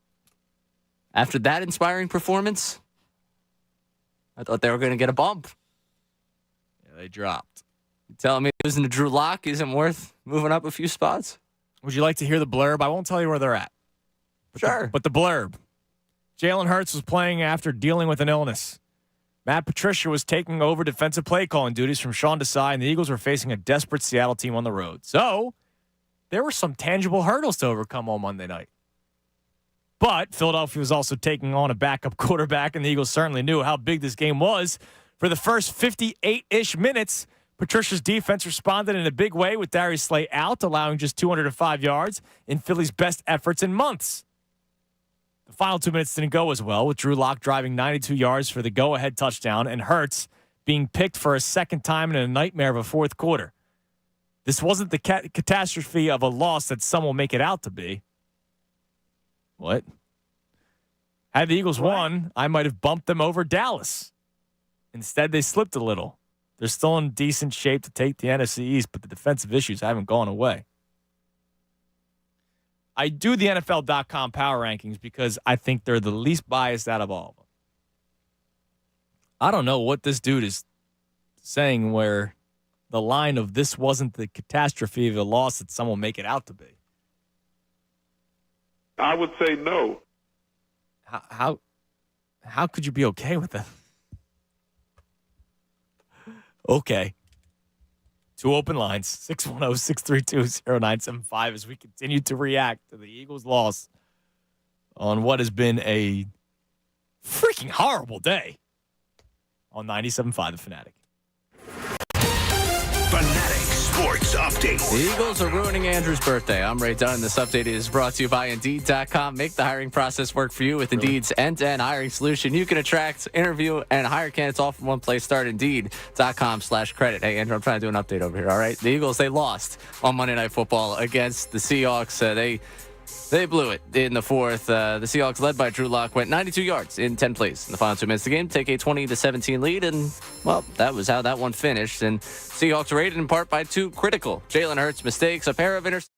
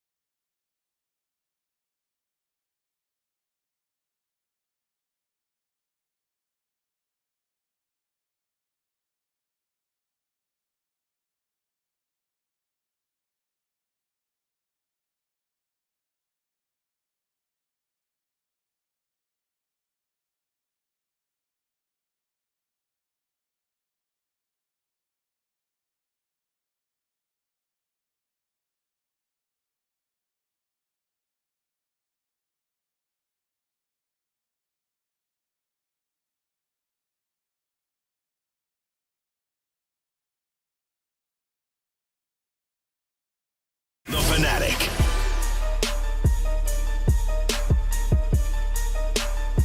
$121.97.5 The Fanatic. 1 o'clock hour brought to us by Ferguson HVAC Line Conklin. Attention HVAC contractors for equipment, parts, and supplies for heating and cooling job. Visit one of Ferguson's counter locations in Ben Salem, King of Prussia, Pennsauken, or Westchester. I just read a tweet that I think all of us can relate to from Eric570. I don't enjoy watching Eagles games anymore. Yep. Now, here's the thing. So, next week's Christmas, and the Eagles play Christmas Day. Now, it should be a victory, okay? Should be. Just like last night, should have been a victory. Okay, radio man. Should be a victory. It's a lock of the week, right? Should be a victory.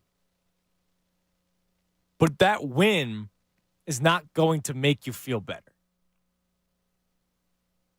So, obviously, we're all going to watch the game. I'm going to be with my dad, my father-in-law, my brother-in-law. Everybody is going to want to watch the game. I want to watch the game. But, the whole time you're going to be hate watching. Right? I'm going to be with my Giants family, which in a season where they have nothing. No, nothing. They're going to be able to sit there and talk about my misery. Yeah. You think I'm looking forward to watching that game? I am already dreading that football game. Oh. Yeah, honestly, you're in a tough spot. It was a dread, and this is again the dark place because I dread last night's game.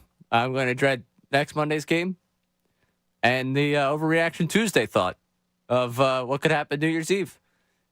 You know what? Is it fun anymore? Are we having fun? Are you having fun yet? Absolutely not. No, 3 straight losses. I'm not having fun. Oh. But sometimes humor can make you laugh. So per Adam Schefter, the Panthers are releasing Justin Houston, linebacker, 4-time Pro Bowler. Houston wants to play this season, but only for a contender.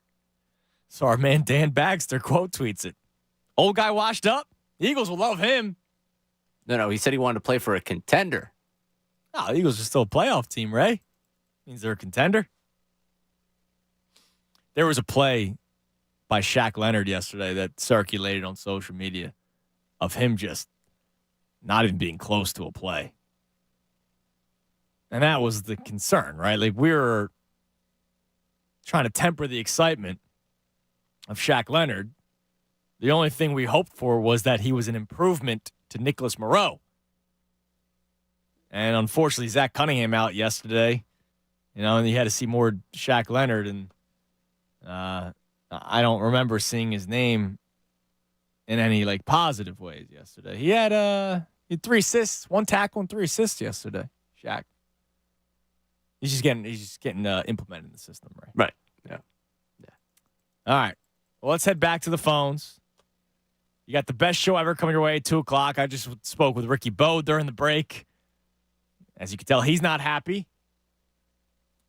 Tyrone, I talked to him 2 breaks ago. He's not happy. Jen, not happy. I saw her in the hallway. More of the same coming your way at 2 o'clock. More chance for you to react. Let's get back to the phones. Let's go to Bill in Utah. Bill, you're on the Fanatic. Hello, Bill. All right, let's put Bill on hold. Let's go. Was that the guy that wanted to arrest Devontae Smith? I don't believe so. I believe that was Des Moines. Bob. That was Bob from Des Moines, but Bill wants to arrest Jalen Hurts. Let's see if we can clear up Bill's line. Let's go to our man Black Gritty, deep in these streets. What's up, BG? What's up, brother? So, man, so many different ways everybody's going today. I'm blaming Howie Roseman, the guy who, did victory laps, pumping his chest out, went down to the crowd, how you like me now? I'm in the twilight zone, bro. When you got a rookie quarterback and you ain't got to pay nobody, you come out of the closet, you Chef Boyardee, right? You handpick the coaches, you handpick the coordinators, and then you get all this talent around. And my goodness, today I'm angry. It looks like we won the luckiest Super Bowl in human history. Everything aligned for us to win, and it gave him the confidence to say, look what I can do. Then they had to pay Carson. What happened? Your coordinators leave because you got a Super Bowl hangover. He replaces them with people that the head coach doesn't want because the head coach is just a puppeteer. Oh, does that not feel familiar? Nick Sirianni tried to sit up there and tell me he's the one that fired the coordinator. Come on, bro. Don't even know what day it happened. Like, if you're going to prep the guy in PR, give him a date. Because, people ask follow-up questions. You know what I'm saying? But it is what it is, Howie. You did this. This is what you want. This is what you get. Because now we paid our quarterback, and you let the wrong people go. Edwards wasn't even that expensive, and you didn't keep a linebacker because you don't believe in linebacker play. Even though the only reason you went to a Super Bowl is because of running backs and linebackers. The only reason you won a Super Bowl is because of that. We were the number one rushing team, and you don't value that. Swift? Yeah, he's Swift. We don't use him the way he needs to be used. He needs to be throwing the ball, but Jalen can't throw the ball to running backs to flat. You know they're wide open. You got one of the best in the league, and all you need is 10 yards. Howie Roseman. And guess what? We're going to do the whole thing again and beat our heads in the sand. Fire all the coaches, get another quarterback, look good for a year, and then what's going to happen? The golden boy, Jeffrey Lurie's son, is going to run us into the ground if we don't luck up and win another Super Bowl. Oh, my God. They ruined Christmas. I don't hear no Christmas music. Mariah Carey is dead to me. It's rough out here in these streets. They can beat the Giants 92-0, and I still can't have joy in my heart because I know it's leaning down the field in the playoffs. DG. Thundercat, I love you. Love you too. Very well said. I haven't really thought about Howie Roseman all that much today. Linebackers, I guess, in terms of the rush defense, yesterday wasn't all that great. That's how the Seahawks were able to get downfield. I go back to the T.J. Edwards thing. It's not that they didn't want to pay T.J. Edwards, which is probably part of it, but they also did draft Nakobe Dean. And everybody was excited for Nakobe Dean, right? Like, we don't have to do this revisionist history thing now, right? Like, everybody was excited for Nakobe Dean. Yes, he's hurt right now, but he also didn't look all that great when he was healthy. So we all wanted Nakobe Dean. It wasn't working. He kind of lucked out in Zach Cunningham. But it is the way it is. Like, they're not going to pay linebackers big money. I don't think anyone had a problem with the offseason. We might be seeing some of the issues now. We knew that having 5 guys in the middle of the field leave would be a problem, but people were calling him Ed Reed Blankenship, okay? All right? People were calling him Ed Reed Blankenship. People were excited for Sidney Brown.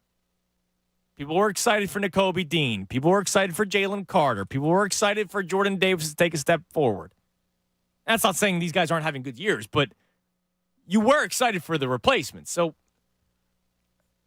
Howie Roseman still doesn't come to number one to me. And it's not his fault.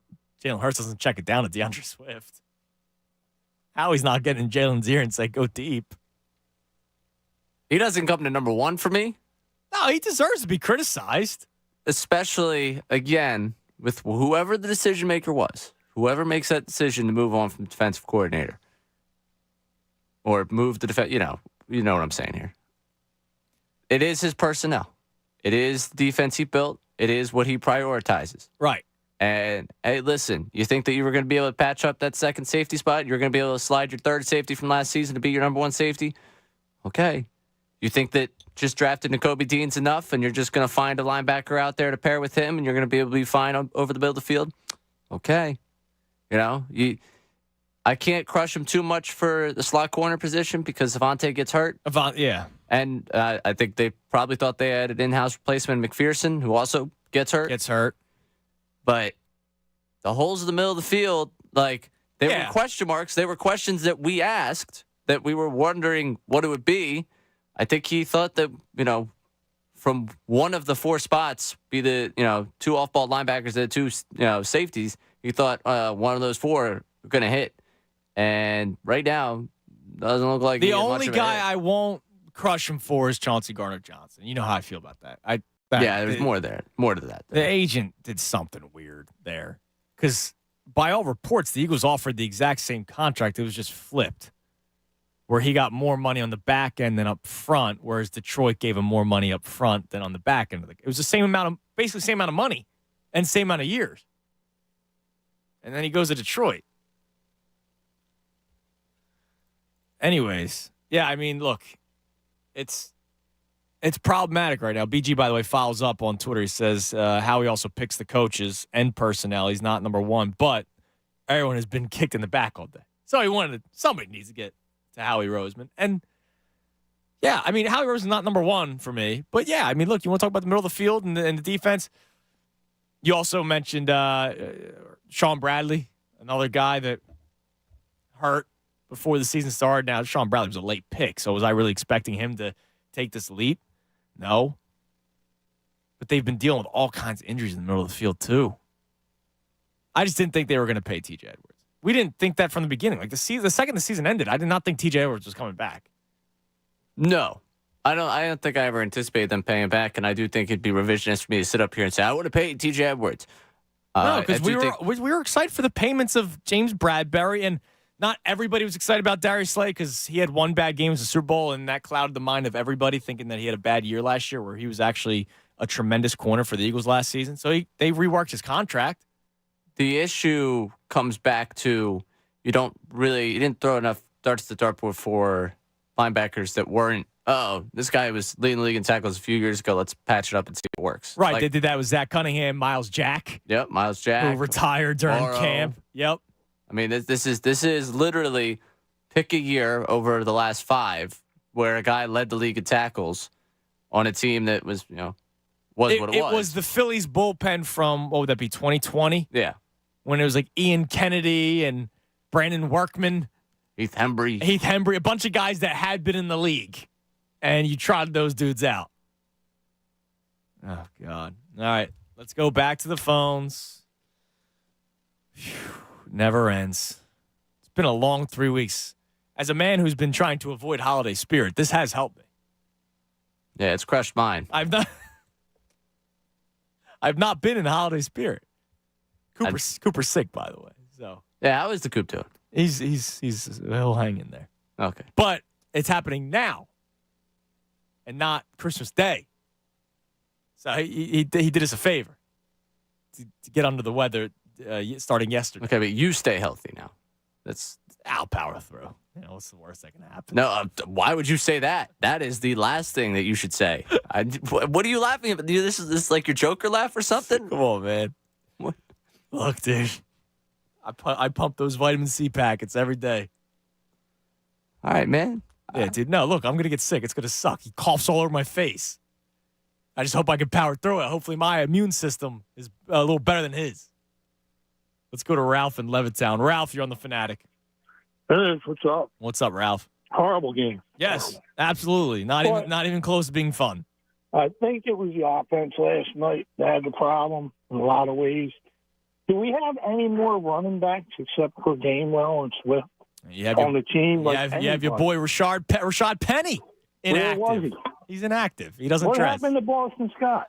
He's out there. He returned a kick yesterday for 13 yards. Yeah, but they should have him running the ball. These guys are having the play call was horrible. I mean, DeAndre Swift actually didn't have a bad day. There's no screen passes. I don't know what's going on. They did try a screen pass yesterday, and it got completely blown up. Right. And then they tried their wide receiver screens, and they have DeAndre Swift blocking for Dallas Goedert. Like, that's a good idea. I know. But we have 3 games to get it together, offense and defense, before the playoffs. These are 3 good games to get it together. If you don't, then you're done. Yeah, and look, here's the deal. Here's the deal. If they get it together over the next 3 weeks, they'll be good. No. Are you actually going to feel good going into the playoffs? Yeah. The reason being is the strength of the team, especially the offensive line and all. I think if they get it together and the play calling is right, they ain't going to need a big defense because they can overpower teams. At least we think. But I mean, look, I think if they get it together, they can. I just feel like we've been having this conversation for the last they can't 14 weeks. It could be the coaching. I don't know what the problem is. Yeah, but that's not changing, right? Like, okay, they made the move to Matt Patricia, but what are you going to Kevin Patullo is now going to be calling plays for the Eagles? They need the 3 games to try. If they don't, then they're gone. I just feel like at this point, it's any move you make is filled with desperation, Ralph. I appreciate the call. Like, Matt Patricia was not the problem yesterday. The 92-play drive at the end for the Seahawks, obviously that gave the Seahawks the lead, and that's what ultimately won them the game. But he wasn't the biggest problem for him. But, again, that did seem like a move of desperation. And then if you can, Ray, Nick Sirianni was asked if there were any other changes. He gave a short answer of no. But before that, he was asked, what are you going to do to make the team better?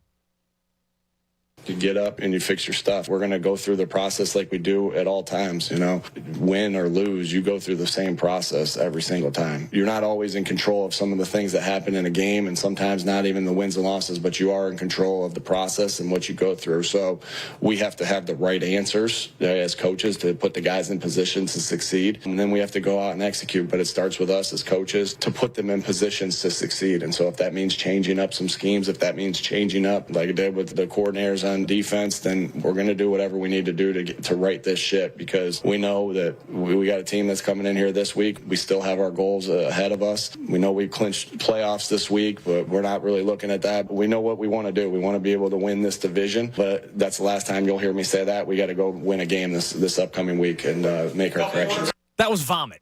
That's what that was. He said a million different things. You got to work harder. You got to keep the same approach every single week. If I have to make changes, I will. And then he was asked if he's going to make changes, and he said no.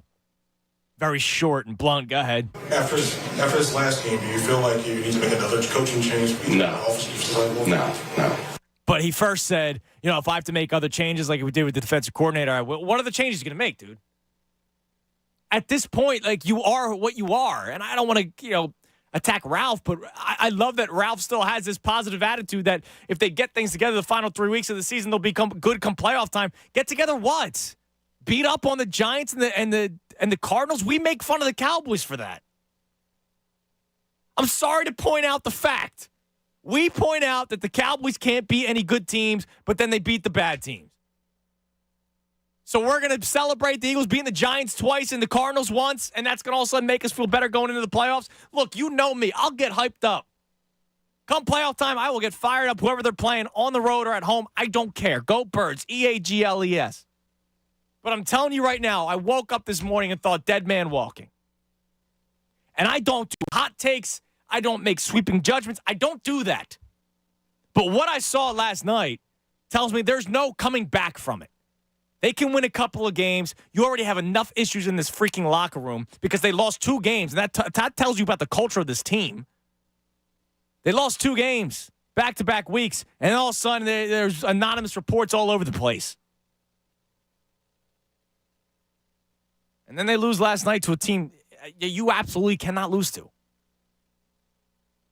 Ursula in Kennett Square. What's up, Ursula? Hey, how's it going, guys? Great. How are you? Not well. I think a lot of this begins with the leadership. I think the locker room, they're tone deaf to anything that Sirianni and the offensive and defensive coordinators are really throwing out. And I don't expect us to win the next 3 games. We're not a playoff team.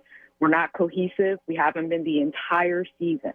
And the fact that coming off of a Super Bowl, key areas that many of us as fans had concerns about is really the chicken has come home to roost. And I think you're looking at a rebuild coming next season. We're not going anywhere in the playoffs. Even if you win the next couple of games, I don't think it really. They're not. They can't go into a rebuild. I mean, they just paid Jalen Hurts, right? So they're not going to go into a rebuild. Well, what are you going to do with the defense? How are you going to address that in the offseason? Well, no, it's going to be a different approach. I mean, that's the draft. You're going to have to find free agents. You're going to have to probably. At least one of the things that we give Howie Roseman credit is working out the cap. He's going to have to move on from some guys. There's probably going to be guys that are going to be released. There's veterans that will not come back. Like the days of Brandon Graham and Fletcher Cox are probably over. And you're going to have to pay some younger players, or you're going to have to make trades. I mean, there was a rumor already floated out a couple of weeks ago about Devontae Smith and Patrick Surtain. And maybe you don't. At some point, you're going to have to pay Devontae Smith. You're already paying A.J. Brown a bunch of money. You might not be able to afford both. Yeah, I mean, it's frustrating that we can't put together a winning culture or a winning foundation for back-to-back seasons. And as a long-term fan in this city, it seems like we're always one and done. And then we're trying to figure out what the secret recipe is when we already had a recipe from last year and the cooks in the kitchen change. Well, I mean, yeah, and that's tough. And thank you for the call, Ursula. I mean, it's tough when you lose your coordinators, right? Like it's tough when you lose both of them. But I can't believe that they would go from 14-3 powerhouse to now what could still be a 13-4 team, and all of a sudden be like this fraudulent football squad because you lost 2 of your coordinators. I get it. Like there's no rebuild. You can't. You just pay Jalen Hurts. You're not rebuilding. You still have a lot of guys under contract that are still going to help you in order to win. You're still a good football team. But something's got to change in terms of voices or whatever. Because I don't know what's going on here. You can't lose 2 straight games and all of a sudden the sky is officially falling. It's one thing for us as fans to react and overreact. Last week we did an overreaction Tuesday. Okay? It's one thing for us to overreact. Players can't start overreacting. Taking to social media, arguing with people, going on podcasts and saying I'm good, but the rest of the team played like crap. Like, what are you doing? Like, why? Like, why? I still don't get Darius Slay. And then Jalen Hurts dropping, the word committed a couple of times. And even though it seemed like he may have misspoke, he then went back to it the second time. And talked about changing internal things and practicing differently. You lost 2 straight games, and you probably had those doubts going into Seattle. And now you've lost 3 straight. Now what are you saying? Jason and Voorhees. Jason, you're on the Fanatic. Hey, what's going on, Andrew? How you doing, Jason? I'm pretty good, man. I'm just going to spill, I guess, my opinion and half of it facts. Okay, so I've been watching the Eagles. I'm not an Eagles fan, but I've been watching them all season. Okay. And to me, they're not exactly like the 2022 Minnesota Vikings, but the overrating of the team record to what you actually see on the field is in effect when I say that. And I guess what I'm trying to say is when you look at the back end of the Eagles and you look at the linebacking core and what Howie Roseman has failed to do, which is basically do anything that can make a positive impact on your defense, it's kind of like he hasn't drafted well at that position. I know they drafted Nolan Smith, and he's always hurt, and he hasn't stayed in games, so that goes out the window. And then he signs Bradbury, he has Darius Slay. Those guys are out of their prime. And then he signs Shaq Leonard, and then you think, okay, this guy is still he's not a Pro Bowler anymore. No, I mean that was a move out of desperation. Like I'm not against that move. I mean, Right. you're trying something because what you already had wasn't working. I understand that, but the thing is, I agree with what you said before. And the simple fact of the matter is it's not going to change anything. You're changing Matt Patricia as the defensive caller. I think Sean Desai is not the problem. No, I didn't think so. I thought he was getting way too much heat. Right. I and that's what I'm saying. I feel like people are not recognizing the fact that no matter who you put back there, the reason the Colts released him is they know he's not good anymore. He's not the Pro Bowl player. Regardless of who you put back there or sign or pick up off the it's not going to change anything. It's an immovable object that is not going to move. And that's the thing. Whether you change the coaching, play caller, or person, it's not going to matter. You have who you have back there, and you have who you're tackling in the linebacking core, and you have Reed Blankenship. Reed Blankenship's good, but let's be honest, compared to the rest of the linebackers, he's not a star. So that's kind of sad that is your number one tackler. And the thing is, and that just proves right there that the next 3 games are going to be harder. Every single team has gashed their secondary, and there's a reason. I know last night they played well in the secondary, but all the other games until the end, and then at the end it was a 92-yard drive all against James Bradbury. And thanks for the call. I appreciate your perspective from a non-Eagles fan. Now I want to go back to what he said about the Vikings. Now, if you're going to go comparisons, the Eagles' defense is trash right now, which was the Vikings' issue. The Vikings' defense was abysmal last season, which is why there was a lot of talk about Paper Tiger, right? The only thing I'll go different is the Eagles have beaten better opponents than what the Vikings beat last year. The Eagles have had impressive wins this season. They have. So, should the Eagles be not 10-4 and they should be 8-6, right? All this kind of stuff. You can make the same case about the Chiefs, the Bills, all these other teams. That means you have to change their records too. They did beat those teams. Last night, inexcusable. I don't even know what to make of last night. I don't think they lost last night because they're a fraudulent team. I don't know what the hell is wrong with the Eagles. It's not like the Seahawks are a sneaky good team. The only thing we were worried about was the secondary getting gashed, and that didn't happen until the final drive. So I can't go Eagles compared to Vikings. I get what you're saying, and you're not the first person that's brought that up on these airwaves. I mean, we've talked about it before. I only say the Eagles have had impressive wins this year. But going back to the Sean Desai thing, yeah, I mean, look, I thought Sean Desai got too much heat. I don't think he was this incredible defensive coordinator. I didn't think he was Jim Johnson. I didn't think he was Buddy Ryan. But I also question, whether or not we're looking at the right thing. He had terrible personnel to work with. And we saw that at points again last night. Let's go to Mark in Cranberry. Mark, you're on the Fanatic.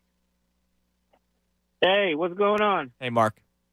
Hey, something that I really want to talk about that I haven't heard much. I don't know. I've been in and out, but we're up 7-0 with the ball on the 3. What is Kelsey doing?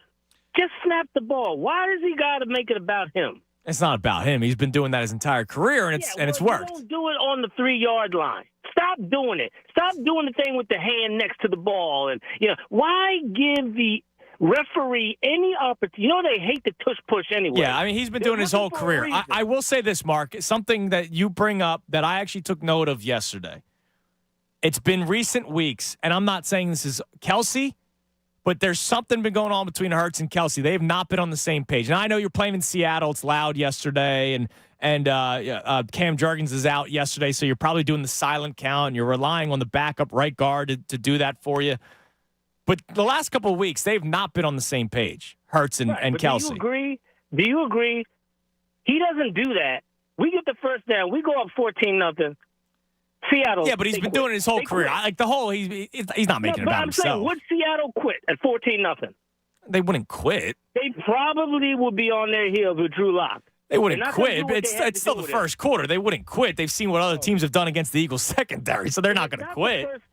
It's not the first time that he's done that this year. He's done that before, and it's cost us, and it also cost us in the Super Bowl. Now, it wasn't necessarily him, but everybody talks about, Jalen Hurts, he played a great game, but his fumble cost us. No, it wasn't the fumble that cost us the game. It was the play before the fumble cost us the Super Bowl. It was 3rd and 1 with the tush push, and some lineman jumped. It was Isaac Seumalo.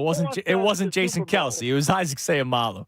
Man, we reached the point where Jason Kelsey's no longer untouchable. Do you remember the conversation we had earlier this year? We were talking about Jason Kelsey. I don't even know how we were getting in the conversation. I was like, could Jason Kelsey ever do something wrong? And there was a guy who was like, no, I don't care if he had 10 straight bad games. We've now reached the point where Jason Kelsey is getting criticized. But I did take note of it. It's in my phone. I can even show it to you. There's been something off between those two guys. I'll watch closer now. I mean, now that you point out, I'm going to go back and... Remember, there was the one, and I appreciate the conversation. I appreciate... them yelling back and forth. Yelling back and forth. I appreciate that. That's good leadership between the two. But there's been a lot of false starts on Hurts, on Jason Kelsey in the last couple of weeks. Something is off between the two of them. I'm not saying there's a beef. I'm just saying in terms of the communication, something's been off between those two guys. And that's the simple center to quarterback. Not even routes or anything. All right, hang tight. See, Lottie's still on hold. I'm sorry that I didn't get to you. We got another great show to talk about it all with, and that's the best show ever. They're coming your way next. Tyrone, Ricky, and Jen, everybody have a great rest of your day. We'll be back at it tomorrow. Actually, Ray's hosting tomorrow. I didn't really explain why. Ray will explain why tomorrow. 97.5 The Fanatic. Fanatic Sports Update. Well, that was brutal. I'm Ray Dunn. This update is brought to you by Spring Dance Hot Tubs. All 2023 models must go. Save now at any of Spring Dance Hot Tubs' 4 convenient locations or visit springdancehottubs.com. The Eagles blew it in the fourth quarter on Monday Night Football against the Seahawks. Seattle, led by Drew Lock, went 92 yards in 10 plays in the final 2 minutes of the game to take a 20-17 lead over the Birds. That was the final score. Jalen Hurts kept the Seahawks in, throwing a pair of interceptions, one that kept them in it, and the other one that effectively ended the game with 6 seconds left for the second consecutive week. Hurts didn't throw for 200 yards. The offense scored 120 points for the third straight week. The Eagles are 10-4. The hopes for the number 1 seed have seemingly been dashed, and they failed to capitalize in a week where the Cowboys lost. Jeff McLane joined the show earlier at 12:30 to talk all things Birds. You catch that conversation one more time at 97.5thefanatic.com. Don't forget about the 76ers. They disappointed too last night. Joel Embiid, Tyrese Maxey showed up to play. The rest of the team didn't. Embiid had 40 points and 14 rebounds, but the Sixers lose to the Bulls 108-104. Thank God we have the Flyers. They're back in action tonight against the New Jersey Devils. Puck drop is at 7 o'clock. Catch the live call right here on 97.5 The Fanatic. This update's also brought to you by Lowe's. Don't miss out on new deals every day at Lowe's. Find can't-miss savings across the store for a limited time. New deals every day, only at Lowe's. Keep it locked here for the latest news and information. I'm Ray Down the home for the Sixers and Flyers. 97.5 The Fanatic. The best show ever. Opinion and conversation on Philly's hot sports topics. Tyrone Johnson, Ricky Batalico, and Jennifer Scordo. This afternoon at 2. 97.5 The Fanatic and 97.5thefanatic.com. Happy holidays from the Fanatic family to yours. Hey everyone, this is Sylvana Kelleher of 97.5 The Fanatic. Happy holidays to all, unless you're not a Philly fan. Yeah, I know you're listening. You get cold. Happy holidays. Hi, this is Dylan McKinnon from 97.5 and the best show ever. Just want to wish everyone a very happy holidays. And yes, that even includes the local Cowboys trolls. Season's greetings, and thanks for listening to 97.5 The Fanatic, Philadelphia. Don't stand around. The curtain's coming down. Boy, this is good. So good.